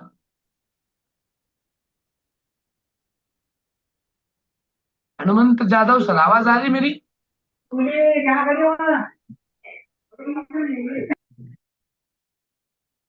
ठीक, ठीक है। और कोई बताना चाहेगा? आप ओके बताओ, आप होकर बताओ। सर हाँ वेगवेगळे शिक्षण विधी वापरायला पाहिजे, म्हणजे बरोबर सोप्याकडून अवघडाकडे, बराबर बरोबर, एकदम आणि बराबर विद्यार्थ्याच्या आवश्यकतानुसार त्याला पुरवायला पाहिजे आपण. बराबर। तो यहाँ पर आणि वातावरण क्रिएट करायला पाहिजे सर मैं शिकवण्याआधी. यस यस तसं यस सर यस सातवीला बालीबेट म्हणून धडा आहे मराठीचा, त्यातलं इंडोनेशियामधलं ते पूर्ण पर्यटनचं हे आहे सर, म्हणजे वर्णन बालीबेटचं. महाराष्ट्रातलं गोव्याकडचं ठिकाणचं वर्णन त्या ठिकाणी इंडोनेशियाला तुलना करून सांगितलंय. तशा प्रकारचं आपण वातावरण वर्गात निर्माण केलं पाहिजे. पहिल्यांदा एखाद्या निसर्गरम्य वातावरण केल्यासारखं त्यांना वाटलं पाहिजे. त्या तुलनेनं आपण तेवढ्या भावनेनं त्यांना शिकवून, त्यांना ओढून आणून तिथपर्यंत बसल्यासारखं त्यांना असं एकदम आतून निर्माण व्हायला पाहिजे. आणि हे सगळं आपण 2-3 दिवसात शिकवून त्यांना पुन्हा आकलन झालं का नाही तेवढ्याच वेळात आपले जेवढा तास असतंय ना, त्या वेळात त्यांना टेस्ट घेणं आणि कोणाला कितपत कळालं, किती प्रश्नाचे उत्तर ते दिले, हे सगळं आपल्याला पण समजतं आणि त्यांना पण पूर्ण आठवण राहतं. आणि एकेकांना समोर बोलवून जेवढं येईल तेवढं त्यांच्या भाषेमध्ये का होईना आपण त्यांना सांगायला पाहिजे एकेकांना. बरोबर। जिंदे मैडम ने फिर एक बार हाथ ऊंचा किया है, बोलिए मैडम, कुछ बोलना चाहते हैं आप? जिंदे मैडम बोलना चाहते हैं आप? ओके चलो, तो अब मैं दिखाता हूँ आपको और सुनाता भी हूँ आपको। यहाँ पर बहुत कुछ चीजें महत्वपूर्ण है। शिक्षण विधि यानी टीचिंग मेथोडोलॉजी हमें बच्चों को ध्यान में रखकर करना है। अब क्या था, सबसे पहले क्या था यहाँ पर देखो, सबसे पहले ये था कि हम खुद को जो आता है उसी तरह से पढ़ाते थे। लेकिन अब जब स्टूडेंट सेंटर्ड एजुकेशन है, तो वहां पर स्टूडेंट को अहमियत देते हुए उसको जिस तरह से अंडरस्टैंडिंग होता है उसी हद तक जाकर पढ़ाना होता है। तो यहाँ पर बहुत सारी मेथोडोलॉजी है, जैसे डिस्कस मेथड है, ब्रेनस्टॉर्मिंग है, पेयर एंड शेयर है। हाँ? और तो ये उसको देके उसको पढ़ाना है। आपको क्या लगता है? अब मैंने जो ये पढ़ा रहा हूँ, अब मेरे को तो ऐसे ही आता है कि डायरेक्टली स्लाइड पर दिए गए घटकों को ऐसे पढ़कर उसको एक्सप्लेन कर कर उदाहरण देकर मैं आगे भी जा सकता हूँ। क्या जरूरत है मुझे आपसे डिस्कस करने की? क्या जरूरत है मुझे आपसे डिस्कस करने की? क्योंकि जब हम, क्या जरूरत है, कौन बोलेगा क्या जरूरत है मुझे? हाँ, तो फिर हमको मैं, समझ रहा है कि नहीं वो पता चलेगा. है या नहीं? हाँ, तो इससे मैं क्या कर रहा हूँ, कौन सा स्टैंडर्ड एजुकेशन आपको दे रहा हूँ, कौन सी विधि को अपना रहा हूँ। विद्यार्थी सेंटर, हाँ, तो मैं चर्चा यहाँ पर पद्धति। भी वही सिचुएशन को हैंडल कर रहा हूँ और वही मेथोडोलॉजी का इस्तेमाल कर रहा हूँ जो ये चाहते हैं। बराबर है। तो यहाँ पर किसके लिए चल रहा है, स्टूडेंट के लिए चल रहा है, तो स्टूडेंट को जो लग रहा है, जो चाहिए वही देना हमारा फर्ज है। लेकिन कभी कभी क्या होता है, ये जो पढ़ने की सीखने की जो प्रोसेसर है ना, इसमें सबसे महत्व होता है मेथोडोलॉजी का। सीखने की प्रोसेस में तुम किस हद को जाकर उसको समझाते हो, किस हद तक रहकर उसको अलग अलग मेथोडोलॉजी का इस्तेमाल करते हो, वो महत्वपूर्ण है। और इसमें ये कुछ कुछ ऐसे फैक्टर्स होते हैं जो आपको क्या करते हैं, एक पिकअप पॉइंट देते हैं। जैसे कि टीचिंग एड्स का इस्तेमाल करना। अभी वहां पर मैडम जिंदे मैडम ने क्या कहा कि अगर सर हम एक आध स्टोरी बताते हैं या फिर स्टोरी मेकिंग में जाकर कुछ पढ़ाना चाहते हैं, तो वहां पर उस जैसे कि खरगोश है तो खरगोश का मास्क लो या फिर उसका डिजाइन लो, चित्र लो, उसके तरह आप पढ़ाएंगे तो बच्चों को ये कारक जो है, ये टीचिंग एड्स जो है, वो एक महत्वपूर्ण फैक्टर है बच्चे की अंडरस्टैंडिंग को बढ़ाना। क्योंकि यहाँ पर विजुअल एड को तुमने इस्तेमाल किया है, तो यहाँ पर एंगेज हो गया वो विजुअल के जरिए, तो उसको वही एंगेज करना है और उससे होगा बच्चों को बेनिफिट। फिर हमें ये पता होना है कि किस चीज से बच्चों को बेनिफिट मिलता है और किस चीज से बच्चों को कुछ दिक्कतें आती हैं, परेशानी आती है, रुकावट आती है, ये हमें पता होना है। और साथ साथ हमें सीखने का वर्क वक्र भी पता होना चाहिए। हमने सीखने का वर्क टीईटी में देखा था, याद है, सीखने का वर्क, जिसमें शुरू में जब हम पढ़ते हैं तो हमारा स्पीड बहुत ज्यादा रहता है और एक वक्त ऐसे आता है कि हम थक जाते हैं, रुकते हैं, और उसको उर्दू में जुमियत की हालत कुछ कहा जाता है ना, ज्याला आपण पठारावस्था म्हणतो मराठीमध्ये। या कालावधीमध्ये विकास तर चाललेला असतो पण गती त्याची खूप स्लो असते। तो ये सीखने का वक्र भी हमें पता होना चाहिए कि बच्चा किस तरह से सीख रहा है। हाँ, अब यहाँ पर उसको रुकावट आ रही है तो वो किस लिए आ रही है, तो वो हल करने के बाद बच्चा फिर से पिकअप लाइन पकड़ेगा। तो इसीलिए हमें बच्चों को और हमें खुद को प्रशिक्षण लेना है। हाँ, और विभिन्न जो टीचिंग मेथोडोलॉजी है उसको समझना है, उसको आइडेंटिफाई करना है और उसी तरह से हमें बच्चों को पढ़ाने की कोशिश। बालक केंद्रित शिक्षा में सबसे महत्व है ना, वो है शिक्षण विधि को। और शिक्षण विधि को प्रयोग में लाते समय बालक मनोविज्ञान को ही आधार बनाया जाता है। अब मनोविज्ञान क्या कहता है, बच्चों की रुचि, उसकी अंडरस्टैंडिंग, उसकी बुद्धिमत्ता, वो देखकर ही हमें पढ़ाना है। हम जो भी कुछ एक्टिविटी करते हैं वो स्टूडेंट सेंटर्ड है, तो बच्चा वो उस हद तक जा पाएगा कि नहीं पाएगा। अगर बहुत अच्छा जैसे कि एसएस का टॉपिक है, मुगल कालीन वास्तु कला, और ये वास्तुओं का कलाओं का आप अगर खाली वर्णन करेंगे तो क्या बच्चे समझ पाएंगे। उसमें वास्तु समझ लो, ताजमहल है और ताजमहल का कोई चित्र तुमने नहीं लिया, वीडियो नहीं दिखाया, कुछ भी नहीं दिखाया, और आप सिर्फ बोल रहे हैं कि ताजमहल ऐसा है वैसा है, उसकी डिजाइन ऐसी है, उसका वो है, क्या बच्चा समझ पाएगा? बच्चा समझ पाएगा क्या?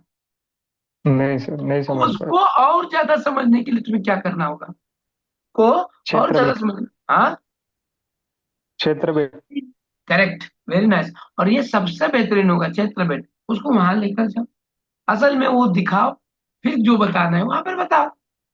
दूसरा है, आप टीचिंग एड का इस्तेमाल कर सकते हैं, आप वैसा मॉडल बना सकते हैं, आप यूट्यूब पर से ताजमहल की कुछ महत्वपूर्ण जानकारी दे सकते हैं, ताजमहल का दर्शन करा सकते हैं, जो आपके लिए सपोर्टेड होगा।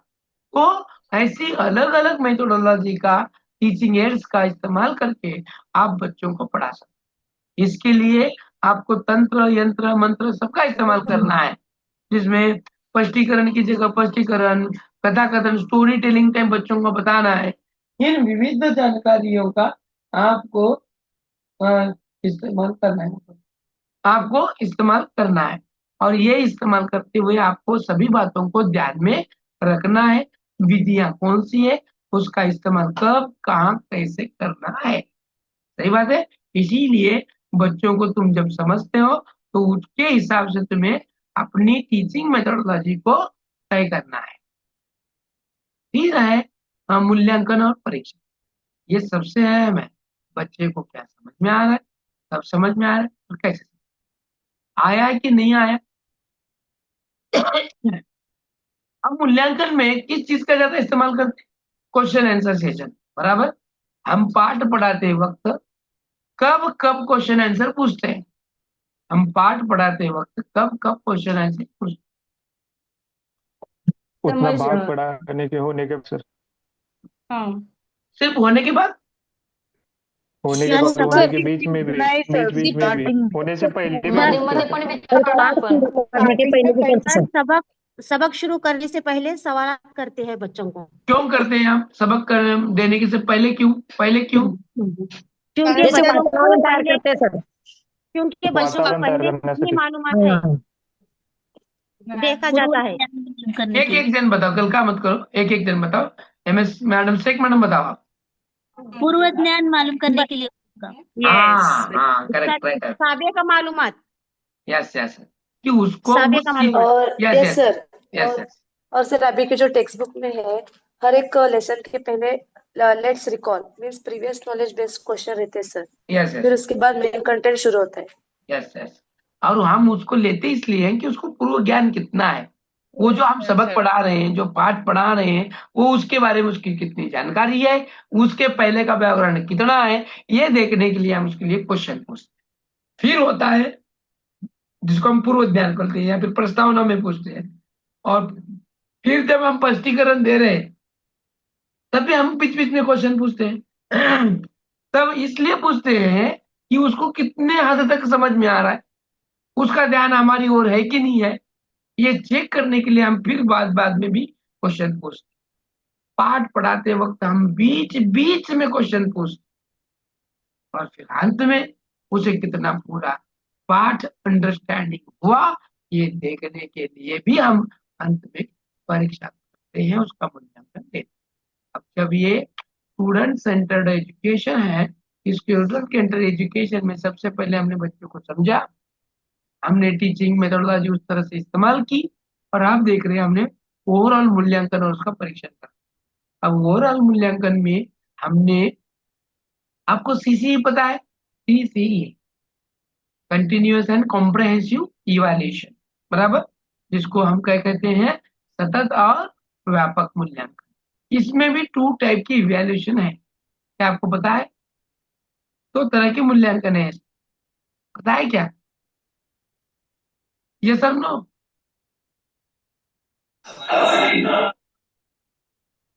असेल तर आहे म्हणा, नसेल तर नाही म्हणा, एवढं काय नहीं टेन्शन. सर, नहीं पता सर। नहीं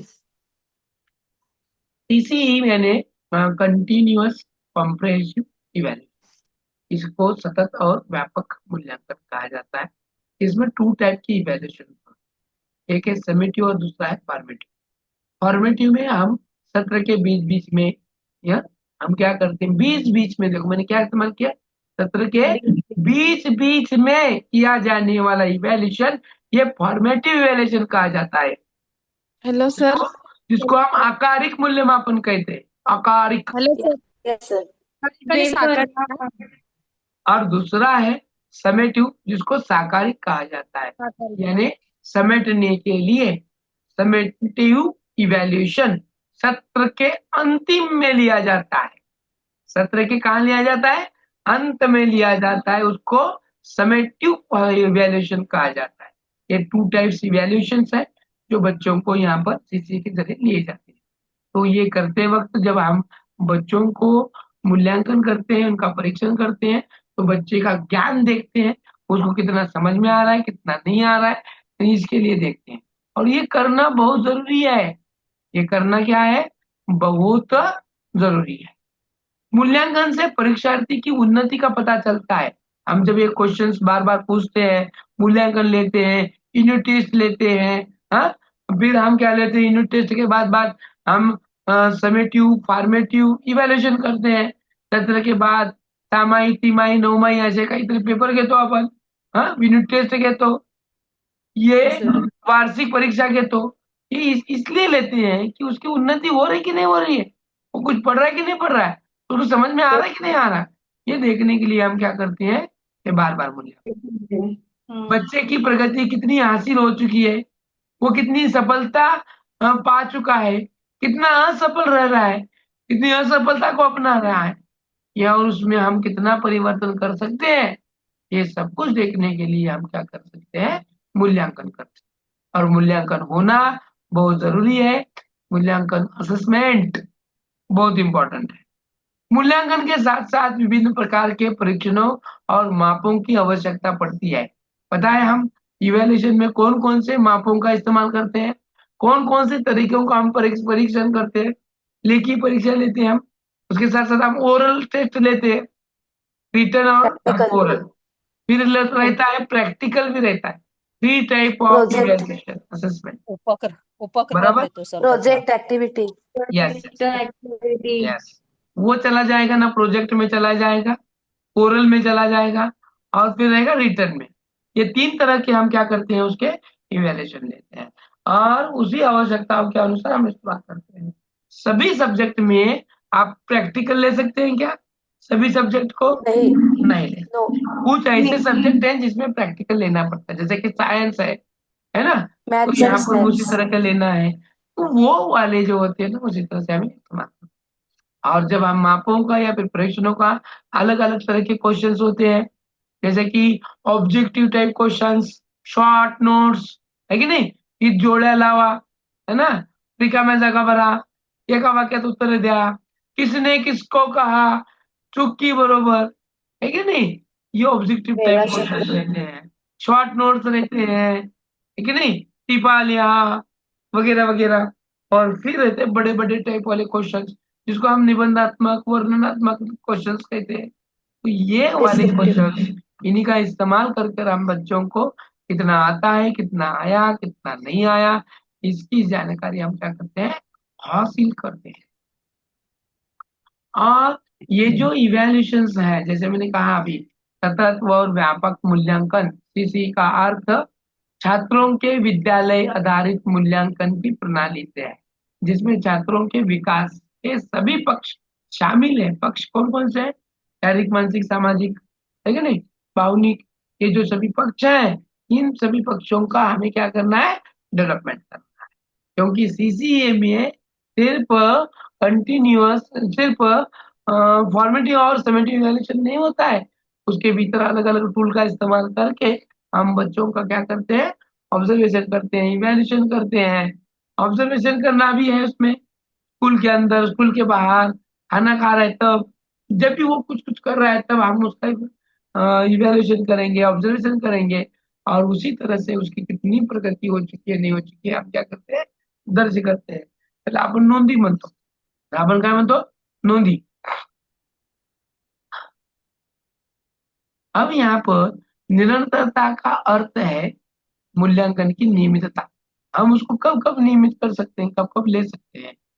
अधिगम अंतरालों का निदान, अधिगम में जो अंतराल रहता है उसमें कुछ निदान रहते हैं, जिस बच्चों को नहीं आ रहा है, उसको क्या दिक्कत आ रही है, तो वो हल करने के लिए हमें क्या करना है, निदान है। सुधारात्मक उपयोग का उपयोग करना है। सुधारात्मक उपाय क्या सुधारना है, अगर बच्चों को, जिसको हम रिमाइंडर टीचिंग भी कर सकते हैं, बच्चों को समझ में नहीं आ रहा है, तो उसको समझाने के लिए आपको अलग अलग उपाय करने हैं। ये कब करने हैं, जब आपको इवैल्यूएशन करने के बाद पता चलेगा कि बच्चा किस हद तक है, कितने पानी में है, ये इवैल्यूएशन के बाद पता चलेगा। उसी हिसाब से जब पता चला आपके क्लास में 10 बच्चे मंदगति या फिर ड है, तो आप क्या करने वाले, बिलो या फिर बिलो 40 के नीचे है, तो इन बच्चों को कैसे गाइडेंस करना है, ये महत्वपूर्ण है, और ये भी इसको समझाना है।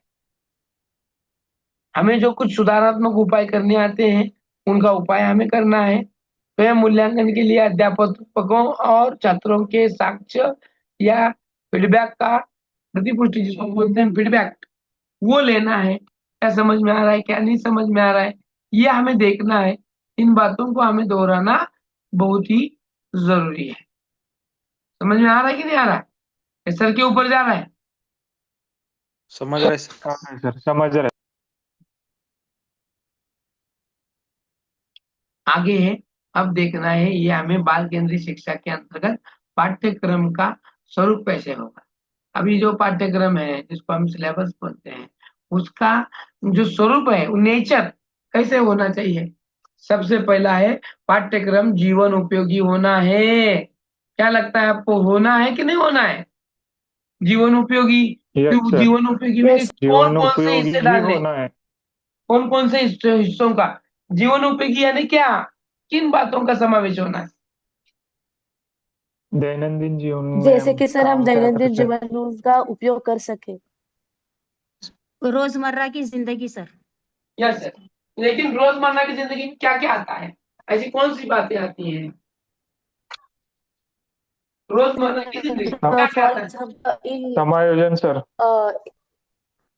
अब देखो, मैंने कल ही कहा था, सर यहाँ पर sine cos theta, gamma Rama alpha beta. Sir sir मैं सर जी। बट बैंकिंग है, वो बैंकिंग का बोल सकते हैं सर, जैसे कि सिलेबस में सरल ब्याज, प्रॉफिट लॉस, ये जो लेसन्स है वो उनका वो बच्चों को रियल लाइफ में उसका बेनिफिट होता ही है सर। तो ऐसे रियल बेस्ट एग्जांपल का सिलेबस कंस्ट्रक्ट होना चाहिए। Yes yes yes, very nice, ये होना ही चाहिए। हम इसका सर मैथ्स में किलोग्राम ग्राम बच्चों को ये पता होना चाहिए। रियल लाइफ में अगर बच्चों को हम सब्जी लाने के लिए या सौदा लाने के लिए भेजते हैं तो बच्चे को किलोग्राम उसका भाव मतलब पैसे का माइनस प्लस करने के लिए जब हम क्लास में प्रैक्टिकल लेंगे तो व्यवहार बच्चों ज्ञान। को समझ में आएगा और वो रियल लाइफ में भी कर पाएगा।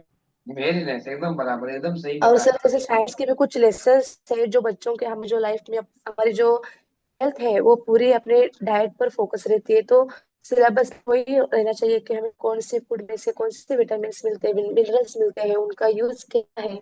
अगर एक सिलेबस में स्टेप वाइज कंस्ट्रक्ट रहा तो बच्चों को वो लाइफ में यूजफुल रहेगा yes yes, information. Correct correct, बराबर बराबर।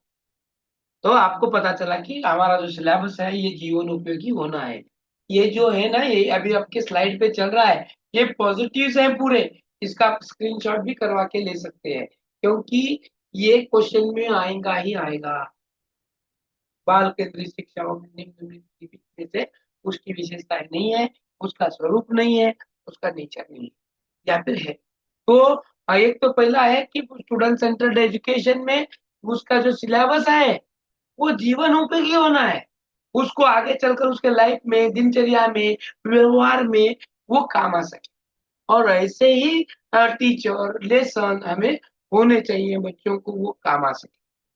तो सबसे पहला है कि जीवन उपयोगी। दूसरा है, अब पाठ्यक्रम पूर्व ज्ञान पर आधारित होना चाहिए। क्या लगता है आपको, पूर्व ज्ञान क्या लगता है आपको, इसके बारे में होना चाहिए कि नहीं होना चाहिए? Yes yes sir. सर, होना चाहिए। क्यों होना चाहिए, क्या होगा उसका बेनिफिट? अगर पूर्व ज्ञान आधारित उसको नहीं जब होगा तो क्या जल्दी होगा? से जल्दी से समझ में बच्चों को आएंगे सर। अंडरस्टैंड करने में इजी होगा सर। तो अंडरस्टैंड है रहता है या नहीं, उसको हाँ, समझ लेगा क्या नहीं, क्या आपको समझ में आ सकता है। यस। तो पूर्व ज्ञान से क्या होता है कि हम उसको लिंक लगा सकते हैं ना। पहला कितना नॉलेज है, अब क्या देना है, इन दोनों के उसको बीच पाठ एक लिंक लग सकती है, लिंक। और ये लिंक पाठ लगाने की के तरह लिए पूर्व ज्ञान महत्वपूर्ण है। और उसी से वो क्या होता है, इस लिंक को लगाने की वजह से बच्चों को समझ में आता है। तो सबसे अहम क्या है कि उसकी लिंक कड़ी। उस लेसन के पर ले जा सकते हैं। लेसन म्हणजे पाठ आपण आपल्याला जे शिकवायचं आहे ना, आपण त्याला तिथपर्यंत घेऊन जाऊ शकतो घेऊन समजून जाओ, सांगून जिस घेऊन जिस कंटेंट को हम पढ़ाना चाहते हैं, जहां पर लेके जाना है, उसको लेके जाने के लिए मैंने कहा ना, एक कड़ी। हाँ, जरा अपन लिंक बनते एक कड़ी। कड़ी का काम ये क्या कौन करता है, ये पूर्व ज्ञान करता है। और किस हद तक उसको पता है अगर पूर्व ज्ञान नहीं है तो और आपको उसका पूर्व ज्ञान बढ़ाना होगा, फिर उसको समझ में आएगा इसको ये कहते हैं, उसको वो कहते हैं। तो ऑलरेडी जो मालूम होता है उसको कितने हद तक है, कितने नहीं है, और फिर मुझे अपना टीचिंग का बिहेवियर किस तरह से रखना है, कौन सी मेथोडोलॉजी यूज करना है, ये हमें समझ में आएगा। मान लो अगर किसी बच्चों को पूर्व ज्ञान है ही नहीं, तो पढ़ाते वक्त टीचर को क्या होगा, उसको सब ज्ञान देना भी जरूरी है। फिर आता है पाठ्यक्रम बालकों की रुचि के अनुसार होना चाहिए। क्या लगता है आपको, होना चाहिए रुचि के अनुसार? मुझे नहीं लगता। यस सर, होना चाहिए, क्यों? होना चाहिए सर। रुचि लेगा तो ये वो पूरे तन मन से पढ़ पाएगा। हाँ, तो उत्साह बढ़ेगा सर, रुचि है तो। किसका किसका उत्साह बढ़े? स्टूडेंट को सीखने के लिए उसका उत्साह बढ़ेगा। Very nice. हाँ, और बराबर है। और उसका ध्यान यहाँ वहाँ नहीं जाएगा सर, पढ़ाते टाइम ध्यान हाँ, पाठ पे रहे। बराबर। अभी सबसे पहले क्या है, बच्चे की रुचि अलग अलग रहती है, यानी आवड़, इंटरेस्ट। और बच्चे के इंटरेस्ट के हिसाब से पाठ्यक्रम होगा तो बच्चा पढ़ पाएगा। दिन के हिसाब से, या फिर जो कुछ डेली लाइफ में जो कुछ चल रहा है उसके एग्जाम्पल उसी के होंगे, तभी बच्चा क्या कर पाएगा, पढ़ पाएगा, समझ पाएगा। और वो समझने की वजह से उसमें क्या आ जाएगी, रुचि आ जाएगी। और रुचि पैदा करना ही काम पाठ्यक्रमों का होना चाहिए। और उसी तरह से उनकी जो लेखन है, मांडनी है, शैली है, वो होना है। पाठ्यक्रम लचीला होना चाहिए। लचीला का मतलब ठीक से तो क्या बताओ इसमें? लवचिकता, लवचिकता। बरोबर आहे. कशी असली पाहिजे? लचीलापण कैसा होना है? सरल, सरल से जटिल की ओर। सरल से जटिल की ओर, ठीक है। और सरल से जटिल होना चाहिए। लचीला यानी हर 5 साल बाद हमारा सिलेबस चेंज होता है, बराबर है कि नहीं? क्यों होता है? हर 5 साल बाद सिलेबस चेंज क्यों होता है? क्योंकि नए नए 5 कंसेप्ट साल ऐड तक करने के लिए सर। क्योंकि 5 साल आज तक चेंजेस आते हैं। आजकल हाँ, सर, बताओ। हाँ, बताओ। मतलब पुराने जमाने में जैसा होता था वैसा नहीं होना चाहिए, आज की जमाने के हिसाब से पाठ्यक्रम होना चाहिए। नीड को देखकर, हाँ, अभी की नीड क्या है इसको देखकर होना चाहिए। लचीले का मतलब हमें जो नीड चाहिए वो जबकि वक्त के साथ साथ उसमें चेंज करना आना है। हाँ, वो चेंजेस के लिए ही लचीलापन का है, फिक्सेबल। और ऐसा नहीं होना है कि उसमें चेंज करने ही नहीं आएगा। चेंज करना आना चाहिए, बदलाव लाना है। इसीलिए लचीला होना बहुत जरूरी है। पाठ्यक्रम सर वातावरण के अनुसार होना है, वातावरण के अनुसार होना है। लर्निंग कौन बोला ले, क्या बोल रहे हैं? सर, मी e learning sir, e learning lesson digital. कशात येते तुमचं ते ई लर्निंग? वरच्या लचीलापण मध्ये का खालच्या? मला डाऊट यायला लागले सर, म्हणून विचारायला लागले. लचीलापण आपण आम्ही जेव्हा शाळेत होतो ना तेव्हा डायरेक्ट आम्हाला ई लर्निंग बेस नव्हतं सर. म्हणजे बरं. आता विद्यार्थ्यांना ई लर्निंग बेस शिकवतो, बर, ते याच्यात येईल का म्हणते. हो येते ना. हो येते ना. आपण परिस्थितीनुसार बदलतो ना, वो बदलना ही लचीलापन कहलाता है। कि जब हम पहले शुरू में खुद पढ़ाते थे, अब सिलेबस आया, पेन ड्राइव आया, वो लगाकर पढ़ा रहे, वीडियो दिखाकर पढ़ा रहे, तो लचीला हुआ कि नहीं पाठ्यक्रम में? हुआ। तो वो आता है। अब वातावरण के अनुसार होना है।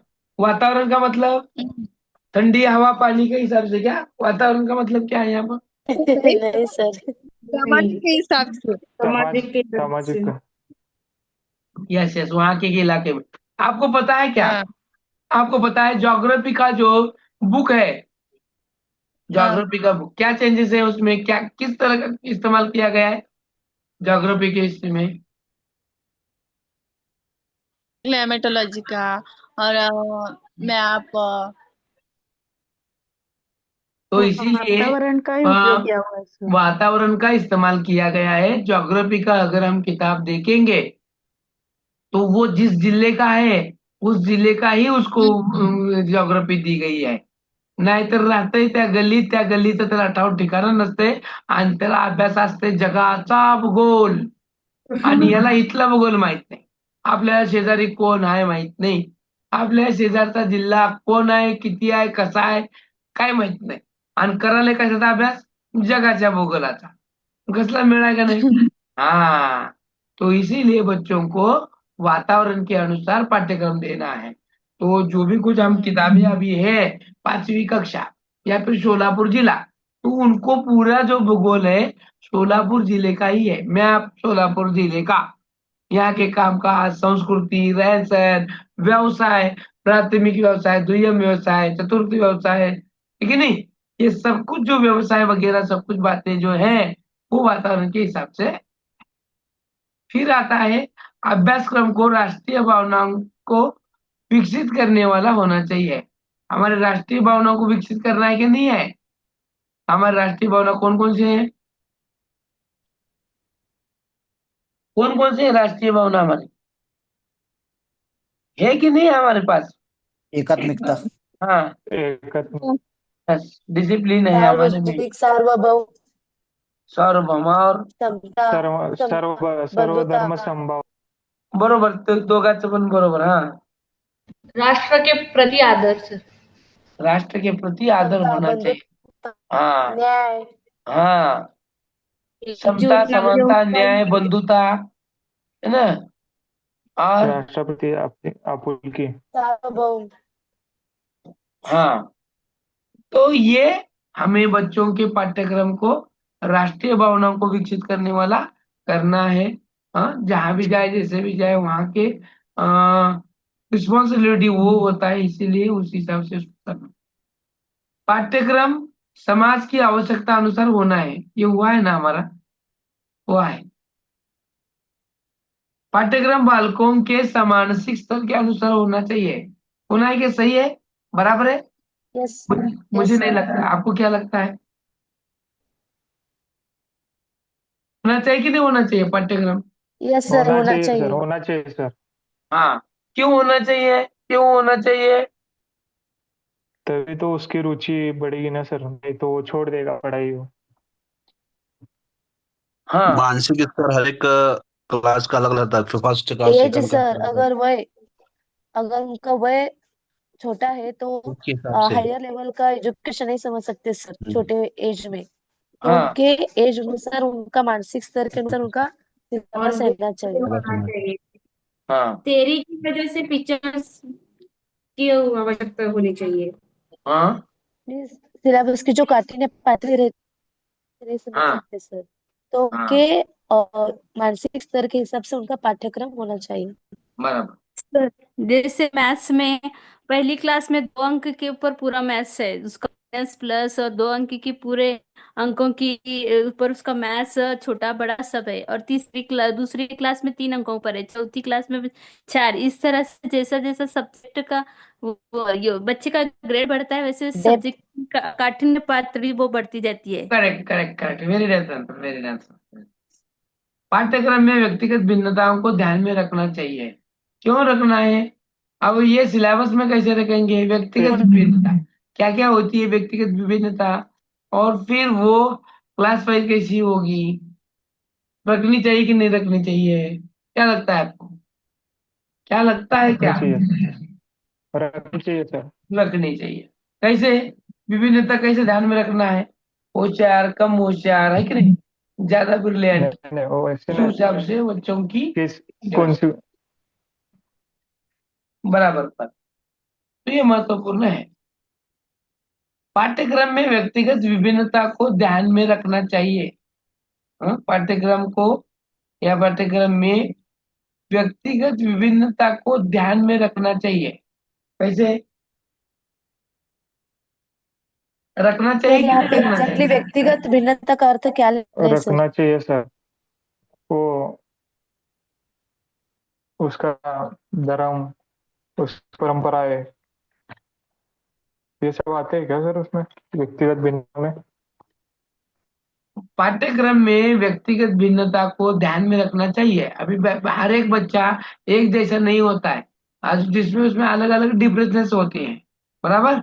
तो जो मेंटली होता यस है, सर। भावनिक होता है, बुद्धिमत्ता से होता है, सामाजिक होता है, तो वो ध्यान रखकर हमें क्या करना है, पाठ्यक्रम में उसका ध्यान देना है। और उसी तरह से होशियार, हाँ, मंद बुद्धि या फिर मध्यम, और फिर हाइयर वाला, ऐसे अलग अलग तुलनाओं में हमें हमारा पाठ्यक्रम रखना है और बच्चों को समझाना है।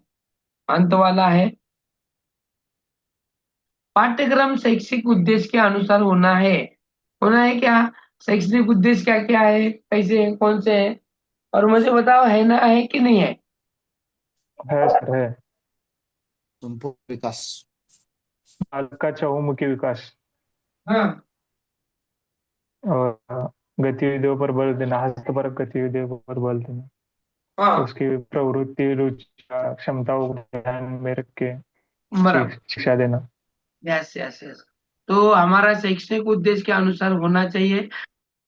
क्या है कि बच्चों को समझना है, उसको पाठ समझ में आए, है ना? तो शैक्षणिक उद्देश्य जो भी है वो सफल होने वाला स्वरूप हमारे सिलेबस का होना जरूरी है। अब देखो, अब ये जो बाल केंद्रित शिक्षा है, ये बाल केंद्रित शिक्षण के कुछ सिद्धांत हैं। अब देखो कौन सा सिद्धांत है। सबसे पहला है प्रेरणा का सिद्धांत। बच्चों को प्रेरणा देनी है कि नहीं है? बताओ चलो। देना है तो कैसे देना है, देना नहीं तो नहीं, क्यों नहीं देना है, और देना है तो क्यों देना है? देना देना चाहिए सर, देना चाहिए, क्यों? क्योंकि वो बच्चों को प्रोत्साहन मिलता परावलंबी न हो के स्वावलंबी बनने के लिए। Yes yes yes. अब देखो हमारे टीचर थे, और हमारे टीचर हमेशा मुझे बोलते थे कि टीचर को ऐसा होना है कि वो प्रेरणादायी हो। वो क्या हो? प्रेरणादायी, मोटिवेटेड हो। क्यों? क्योंकि क्या होता है इससे?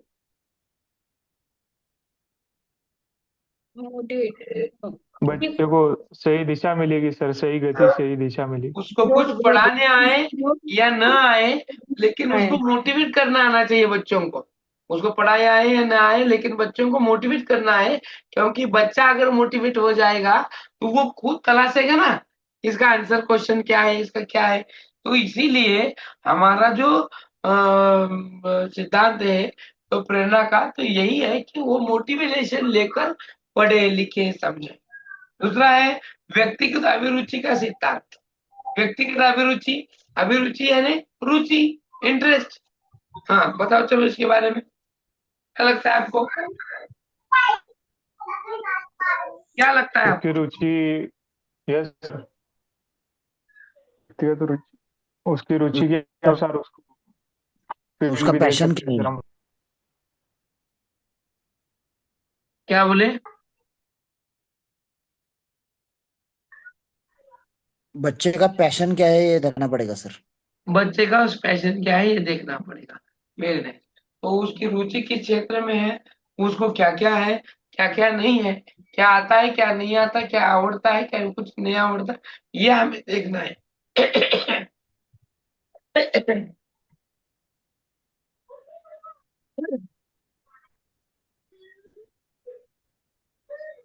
इसीलिए बाल केंद्रित शिक्षा में व्यक्तिगत अभिरुचि को ध्यान दिया जाता है।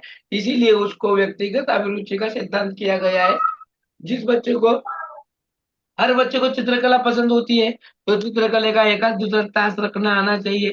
उसकी रुचि को पहचान और उसके हिसाब से उसको शिक्षा दो। गणित हो, इतिहास हो, ये पढ़ाते वक्त वो रुचि हमें क्या करना है, ध्यान में रखकर पढ़ाना है। हाँ, अगर मैं गणित भी पढ़ा रहे हैं तो उसको वो सब्जेक्ट कभी कभी पसंद नहीं होता है, लेकिन वो पसंद होने वाला सब्जेक्ट हमको बनाना है। फिर ये लोकतांत्रिक सिद्धांत क्या कहता है? लोकतांत्रिक सिद्धांत, अब इसमें क्यों आएगा लोकतांत्रिक सिद्धांत?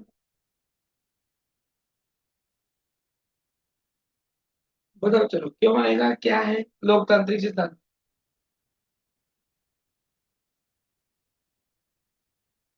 मानो कि लोकतांत्रिक यानी डेमोक्रेसी, बरोबर. समाज आता वर्गामध्ये आपलं जे वातावरण आहे हे सगळ्यात महत्वाचं असतं. क्योंकि हम क्लास में जब पढ़ाते हैं तो यहाँ पर हुकुमशाह की तरह पढ़ाएंगे क्या? टू टीचर सेंटर्ड एजुकेशन, मतलब टीचर सेंटर्ड एजुकेशन में वो हिटलर बनता है, वो एक बनने वाला होता है। लेकिन स्टूडेंट सेंटर्ड एजुकेशन में हमें लोकतांत्रिक यानी डेमोक्रेसी का ही इस्तेमाल करना पड़ता है। सबको समान संधि का अवसर देना है। हाँ, साथ ही साथ वो देते वक्त हर एक की इज्जत का वहां पर ख्याल करना है। सबको समान संधि देने का काम ये लोकतांत्रिक सिद्धांत करता है। तो ऐसा न हो कि हमें ही देखा जा रहा है हो गया। सर्वांगीण विकास का सिद्धांत, यहाँ पर बच्चे का चौहांगी क्या करना है, विकास करना है, सर्वांगीण विकास करना है। यानी कौन कौन से डायमेंशन होंगे? जो ग्रोथ के होंगे, शारीरिक, मानसिक, शारीरिक, मानसिक, मानसिक, शारीरिक, संवेदनात्मक, सामाजिक, सामाजिक आणि संवेगात्मक, बरोबर। संवेदन ये सभी विकास जो क्षेत्र है, इनका विकास करने का सिद्धांत ये है। फिर है चयन का सिद्धांत, यानी सिलेक्शन। सिलेक्शन करना है किसको? एक उचित इंसान, उचित जो हमारा सबका अच्छा सोचे, जो हमारा सबका अच्छा करे। तो इसीलिए चयन का सिद्धांत भी यहाँ पर दिया है। जैसे कि 10वीं कंप्लीट होने के बाद जब वो 11-12 में जाता है, तो उसे फील्ड सिलेक्ट करने का, सब्जेक्ट चूज करने का, चयन करने का सिद्धांत है कि नहीं है? है कि नहीं है? यस सर, यस है। तो वो होना है। व्यक्तिगत विभिन्नता का सिद्धांत, हर एक बच्चा एक जैसे नहीं होता है, माता पिता हो या पिता हो, सब एक दूसरे जैसे नहीं होते हैं। यहाँ तक कि एक ही माँ बाप के दो बच्चे एक जैसे नहीं होते, एक ही माँ बाप के बच्चे जो है वो विभिन्न है। क्यों है? रंग रूप लेके हैं, है कि नहीं? आसन पसंद है, आवड़ निवड़ है, इन सबको लेके हम क्या करते हैं? सिद्धांत है। तो इन सब का ख्याल करके हमें वैसे सिलेबस में डालना है और उसी तरह से एजुकेशन देना है। और अंत में है क्रियाशीलता का सिद्धांत, एक्टिविटी। क्रियाशीलता का सिद्धांत, बच्चे को आपको एंगेज रखना है और उसी तरह से बच्चों को शिक्षा देना बहुत ही जरूरी है। क्रियाशीलता, एक्टिविटी, एक्टिविटी बेस्ड लर्निंग हमें यहाँ पर देनी है, जिससे बच्चा क्या करे? कुछ समझ पाए, कुछ अंडरस्टैंड कर पाए। बराबर।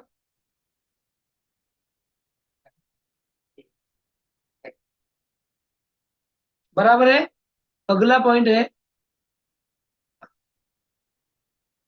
बाल केंद्रित शिक्षा में शिक्षक की भूमिका क्या होनी है। हाँ, चलो बता हर्षवर्धन, क्या होनी चाहिए हमारी भूमिका? विद्यार्थी की आवश्यकता अनुसार उसको उसकी आवश्यकता ध्यान में लेके पढ़ाना चाहिए। बराबर। उसकी रुचि और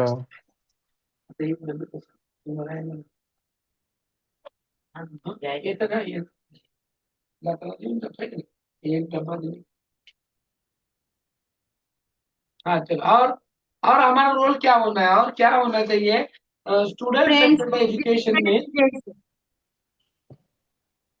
हाँ बोलो बोलो। अगर शिक्षक सर बच्चों की रुचि जो बढ़ना चाहती है ना, तो हम खुद टीचर ना बन के उसकी फ्रेंड को समझ के, अगर कोई दिक्कत रहेगा तो तुम मेरे को फ्रेंड समझते हो, ऐसे बोल सकते हैं। हाँ बराबर। और हमारे यहाँ की जो टीचर सेंटर्ड एजुकेशन की जो रोल है, अब तक का और अब में फर्क है। हम स्टूडेंट टीचर सेंटर्ड थे, हिटलर की तरह था हमारा, जो मेरा है मेरा ही सच है, मैं ही बराबर हूँ, तुम मूर्ख हो, ऐसे वाला। लेकिन स्टूडेंट सेंटर में हमारा रोल ही चेंज हो गया, हम फैसिलिटेटर हो गए। हाँ, हमारा सहयोग करना है, हमें हेल्प करना है। किनको करना है? सहयोगी की भूमिका निभानी है। ये सबसे अहम भूमिका हमारी टीचर की है। यहाँ पर बच्चों को फैसिलिटी करना है, उनको गाइड करना है। हाँ, और ये जो भूमिका है दर बदर बदलती जा रही है, चेंजेस होती जा रही है, क्योंकि यहाँ पर जो स्टूडेंट सेंटर्ड एजुकेशन है उसके हिसाब से स्टूडेंट को जो जो चाहिए वहां वहां हमारी भूमिका वहां पर चेंज हो रही है। बराबर है। अब हम जब ये जीन पियाजे, वैगोत्स्की, कोहलबर लगाएंगे तो वहां भी कुछ बातें देखने वाली है। अब देखो हम क्या करते हैं कि टीचर को हेल्प करना है, सपोर्ट करना है। कहाँ पर करना है? मान लो एक प्रयोग करना है, हाँ, 8वीं 9वीं कक्षा का एक प्रयोग है विज्ञान का, तो वहां पर बच्चा खुद को करने देना है कि तुम्हें करना है? वो जो प्रयोग है वो बच्चे को खुद को करने देना है कि तुम करने वाले हो? उसको ही करने देना चाहिए। किसको करने देना है? उसको मतलब पहले विद्यार्थी को। मार्गदर्शन करना पड़ेगा सर, विद्यार्थी एक्सपेरिमेंट में क्या करना है, फिर बच्चे को करने देना चाहिए। हाँ, तो यहाँ पर ये बात है। डायरेक्टली बच्चों को नहीं बोल सकते एक्सपेरिमेंट तुम्हें करना है। Okay, very nice. बच्चा खुद करके सीखता है। हाँ, ये आगे की बात करेक्ट। और और देखो, और एक बोलने का मौका दे रहा हूँ और फिर मैं अंत में समझा कर दूंगा। और किसको क्या लगता है, क्या अलग से देखो। तो सर जब ये, हाँ हाँ बोला, नुसतं सर म्हणू नका, बोला बोला। खुद से करेंगे तो ज्यादा याद रहता है। हाँ हॅलो हॅलो सर. हाँ, सर माझा आवाज येतोय? येते येते, खूप छान आवाज आहे। Sorry sir. फर्स्ट शिक्षक उसे करके दिखाएंगे हाँ और जो प्रयोग है, और बच्चे निरीक्षण करेंगे, फिर वो खुद से करेंगे। Okay, very. तो यहाँ पर स्टूडेंट सेंटर्ड में होता क्या है, टीचर को कुछ करना नहीं है, पहले करके दिखाना नहीं है। ये चल ओके किसके लिए रहा है, ये बच्चे के लिए चल रहा है। इसीलिए यहाँ पर असल में वास्तविकता में यही करना है। देखो अभी मैडम ने जो बताया ना, चिंते मैडम ने, कि सबसे पहले हम करेंगे, बच्चे उसका ऑब्जर्वेशन करेंगे और फिर बच्चा वैसे करेगा। तो ये क्या हो गया, कॉपी पेस्ट हो गया। इसमें इनोवेशन कुछ होगा क्या, नई आइडिया कुछ आएंगी क्या, कोई नया एक्सपेरिमेंट होगा क्या, तो नहीं होगा।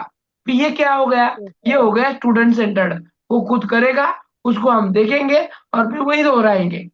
तो ये नहीं चाहते हम। यहाँ पर चेंजेस वो होना है कि जो प्रयोग दे रहा है वो प्रयोग कराना है। और उस प्रयोग कराते वक्त बच्चे को जहां पर अड़चन आती है, दिक्कत आती है, कुछ समझ नहीं रहा है, उतने के लिए ही उसको सपोर्ट करना है, उतने के लिए सपोर्ट करना है, समझाना है, लेकिन खुद करना नहीं है। और ये सपोर्ट करने को ही स्काई फोल्डिंग कहा जाता है। और इस स्काई फोल्डिंग वर्ड का मीनिंग है हिंदी में पाड़ करना। क्या करना, पाड़ करना। पाड़ हिंदीमध्ये वर्ड आहे, हे तुम्हाला आता झालेलं 2-3 तुमच्या परीक्षेमध्ये किंवा इतर तुम्हाला आलेत आलेत सर. हो हो. पाड़, स्काई फोल्डिंग हे वर्ड आया सहारा होगा, देना। हाँ ले आया है कि नहीं है। हाँ, उसका मतलब है। है वहां पर उसको क्या करना है, सपोर्ट करना है। और सहारा देना। हाँ, और ये जो महत्वपूर्ण वर्ड है, ये आपको वो करना है, सपोर्ट कर रहे हैं आप, सपोर्ट कर रहे हैं मतलब सहारा दे रहे। कितने तक, टेम्परवरी है ये परमानेंट वाला है क्या, नहीं है। जब तक उसको वो समझ में आए, काम खत्म, बाजू में हो गए। तो ये आपका काम होगा कि वो जो आप प्रयोग पढ़ा रहे हैं, तो बच्चों को खुद करने दो, करते वक्त दिक्कत आ रही है तो आप उसको सपोर्ट करो, सहारा दो। एक सपोर्ट होने के बाद उसको वो अंडरस्टैंड होगा। तो ये हमें करना है। हाँ, तो देखो अभी क्या क्या है, बालकों का सभी प्रकार से मार्गदर्शन करना चाहिए। विभिन्न क्रियाकलापों, क्रियाकलाप यानी एक्टिविटी, क्रियाकलापों को कार्यान्वित करने में सहायता करना चाहिए। आपको उसे हेल्प करनी है, मदद करनी है, गाइड करना है। हाँ, और वेरियस जो कुछ हम ले रहे हुए एक्टिविटीज हैं, उनमें उसको सक्रिय करना है बालक को, कि तू खुद कर। और जहां उसे दिक्कत आती है, वहां उसको हम सपोर्ट करेंगे, हेल्प करेंगे। ओके। तो स्टूडेंट सेंटर्ड एजुकेशन में टीचर को करना नहीं है, सबसे पहले करना है स्टूडेंट को। ये आइडल आंसर है। हम हमारे असल की लाइफ में क्या करते हैं, इट इज नॉट इम्पोर्टेंट। हम क्या करने वाले हैं या फिर इस स्टेट वाले क्या चाहते हैं, वो इम्पोर्टेंट है। तभी हम क्वेश्चन को हल कर पाएंगे, क्वेश्चन को वहां पे सही होगा और हम क्वालिफाई हो पाएंगे, तब तक नहीं। शिक्षा के यथार्थ उद्देश्यों के प्रति पूर्णतया सजग रहना है हमें। जो सही है, जो असल में बेस्ट उद्देश्य है, उसको हमें क्या करना है, पूर्ण से पूर्ण करना चाहिए। और उसी तरह से हमें अपने शिक्षक का उद्देश्य केवल पुस्तकीय ज्ञान प्रदान करना नहीं है, हमें पोपट बनाना नहीं है सामने वालों को। अगर वो होता तो फिर बच्चे का चहुमुखी सर्वांगीण विकास हो पाता नहीं। तो हमें उसको जो व्यवहारिक ज्ञान है वो देना है। हाँ, बाल केंद्रित शिक्षा का महत्तम लक्ष्य भी यही है कि बच्चे का ओवरऑल डेवलपमेंट करना है। और ओवरऑल डेवलप करने के लिए सिर्फ किताबें ज्ञान हम दे नहीं पाते। हाँ, दिखाई, किताबें ज्ञान दे नहीं, किताबी ज्ञान हम क्या कर सकते, दे नहीं पाते, उतना नहीं देना है। और ये जो उद्देश्य पूरा करने के लिए ही, ये उद्देश्य पूरा करने के लिए हमें क्या करना है, चाहिए था। बाल केंद्रित शिक्षा में शिक्षक को स्वतंत्र रहकर निर्णय लेना चाहिए कि बालक को क्या सिखाना है। बाल केंद्रित शिक्षा में शिक्षक को स्वतंत्र रहकर निर्णय लेना चाहिए कि बालक को क्या सिखाना है और क्या सिखाने के बाद उसे कैसे सिखाना है, ये भी हमें क्या करना है। तो ये सबसे महत्वपूर्ण अहम भूमिका है टीचर की, कि हम बच्चों को क्या, कैसे और क्यों पढ़ाएं, और उसमें हमारा रोल कैसे, क्यों, क्या रहे, ये भी हमें महत्वपूर्ण है। तो आपको कैसे लगा, आपको ये स्टूडेंट सेंटर्ड एजुकेशन सिस्टम कैसी लगी, समझ में आया कि सर के ऊपर से चला गया, समझ में आया कि सर के ऊपर से चला गया? समझ में आया। तो बताओ चलो क्या क्या समझ में आया आप लोगों को? यही कि सर पहले बच्चा ही मेन है, बच्चा ही मेन है बाल केंद्रीय शिक्षा में। बाल केंद्रीय शिक्षा में पाठ्यक्रम कैसा होना चाहिए सर, हाँ और उसकी विशेषताएं, हाँ पढ़ाना कैसा है, हाँ इसके अलावा उसके सिद्धांत सर, प्रेरणा हाँ वगैरह देकर व्यक्तिगत हाँ से, हाँ हाँ और बाल केंद्रीय शिक्षा में उसकी भूमिका, टीचर की, शिक्षक की भूमिका क्या होनी चाहिए, यस यस हाँ के बारे में। हाँ मैं और सर कौन सा सबसे ज्यादा इम्पोर्टेंट मूल्यांकन और परीक्षण. एक एक जण बोला, एक एक जण बहुत बोला, अच्छे म्हणजे तरह सगळ्यांचा विषय से क्लिअर होईल. आपण 2 मिनिट ठेवू, आपण एक एक जण बोला. हाँ बोला मॅडम. प्रतिभा मानेकरी मैडम बोल इसमें रहे हैं, बोला. सबसे बहुत अच्छा सबसे अच्छे तरीके से बताया गया है कि हम बच्चों को कैसे हैंडल करें, बच्चों के बारे में कैसे सीखे, उनके क्या क्या मतलब त्यांचे काय काय इच्छा असतात, त्यांना काय काय प्रॉब्लेम्स असतात, वो सब हम कैसे फेस करके बच्चों को अपने साथ मिलाए, ये सबसे बहुत अच्छा लगा सर. हाँ और कुछ नया पढ़ पाएगी नहीं आप? और बताओ कौन बताना चाहते हैं, कुछ नया सीख पाएगी नहीं, कुछ आपके नॉलेज में कुछ बढ़ोतरी हुई कि नहीं? हम पढ़ाने का तरीका, हम सोचने का तरीका, इनमें कुछ इनोवेटिव्स आया कि नहीं आपके? यस सर, यस आया। बच्चे का मूल्यांकन कैसा करना चाहिए, शिक्षण विधि कैसी होनी चाहिए, कल अगर हम शिक्षक रहकर पढ़ाते तो बच्चे को क्या क्या ध्यान में रख के पढ़ाना चाहिए। यस और जिंदे मैडम आप बताएंगे?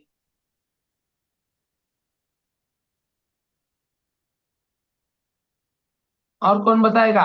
जिंदे मैडम बता पाओगी क्या? बच्चों की प्रॉब्लम फेस उसको सॉल्व करना चाहिए। हाँ हाँ हाँ उसका जो डिफरेंट बैकग्राउंड है, जो जो बच्चा वहां पे आता है उसका बैकग्राउंड क्या है, अच्छा है क्या, बुरा है क्या। अगर अच्छा रहेगा तो उसको बहुत तरह से हम मतलब समझ सकते हैं कि बुरा रहेगा तो उसकी दिक्कत क्या है, क्या आर्थिक समस्या है या मानसिक समस्या है। इतना अच्छे पढ़ रहे बट बच्चा नहीं फेस, टीचिंग के से नहीं ध्यान दे तो क्या करना चाहिए उसके बारे में, ये सब कुछ देखना चाहिए। Very nice. Sir hello. हाँ बोला मॅम. सर फर्स्ट टॉपिक आपण सुरुवातीला बघितलं होतं की शिवीगाळीवरून आलं होतं. तर त्याच्यातून नॉलेज खूप छान मिळालं सर त्या मुलांना, मंद असलेल्या मुलांना, आणि जे कोण वातावरण त्यांच्या घरी ठीक नाहीये त्या मुलांना डायव्हर्ट कसं करायचं, हे सगळं माहिती खूप छान मिळाली सर सगळ्यांकडून. Okay very nice. और Sir, important means बालक the child-centered concept is there. So those students are suffered by any problem by their own, means by any reason, financial, mental. तो उन बच्चों को हम समझते हैं और उनका काउंसलिंग भी कर सकते हैं. अच्छा बराबर, काउंसलिंग कर सकते हैं. Okay yes. हो गया, हो गया ठीक. तो यहाँ पर ये चैप्टर खत्म होता है और इसी चैप्टर के भीतर आते हैं छोटे छोटे कुछ नए नए हिस्से, वो हम देखने वाले हैं. क्योंकि ये जो चाइल्ड सेंटर्ड एजुकेशन है इनमें बहुत सारे चैप्टर्स हैं, उसको हम एक एक करके देखने वाले हैं। इसमें के बाद आता है प्रोग्रेसिव एजुकेशन। इसको हम देखेंगे कल कि किस तरह से हमारा प्रोग्रेस हुआ है एजुकेशन, वो देखने के बाद हम आगे जाएं। ठीक है, तब तक के लिए यहाँ पर रुकेंगे। आप सबको समझ में आया होगा। आप सबको मैं और एक बार दरख्वास्त करता हूँ कि आप सब लोग लाइव अटेंड करके आपके ज्ञान को बढ़ाएं। वीडियो देखकर होगा। तो आपको सबसे पहले शिस्त लगेगी, डिसिप्लिन आएगा आप में खुद में, और फिर वो डिसिप्लिन की वजह से ही आप इस सीटेट को क्रैक कर पाएंगे। सीटेट को क्रैक करना है तो self discipline is most important है, और वो खुद को होनी चाहिए और खुद के हिसाब से हो जाएगी। ठीक है, तो आप सभी को एक शुभकामनाएं देकर मैं इस क्लास को यहाँ पर खत्म करता हूँ। सर हाँ सर एक बात, आप कल बोले थे टाइम टेबल के बारे में और स्टडी के बारे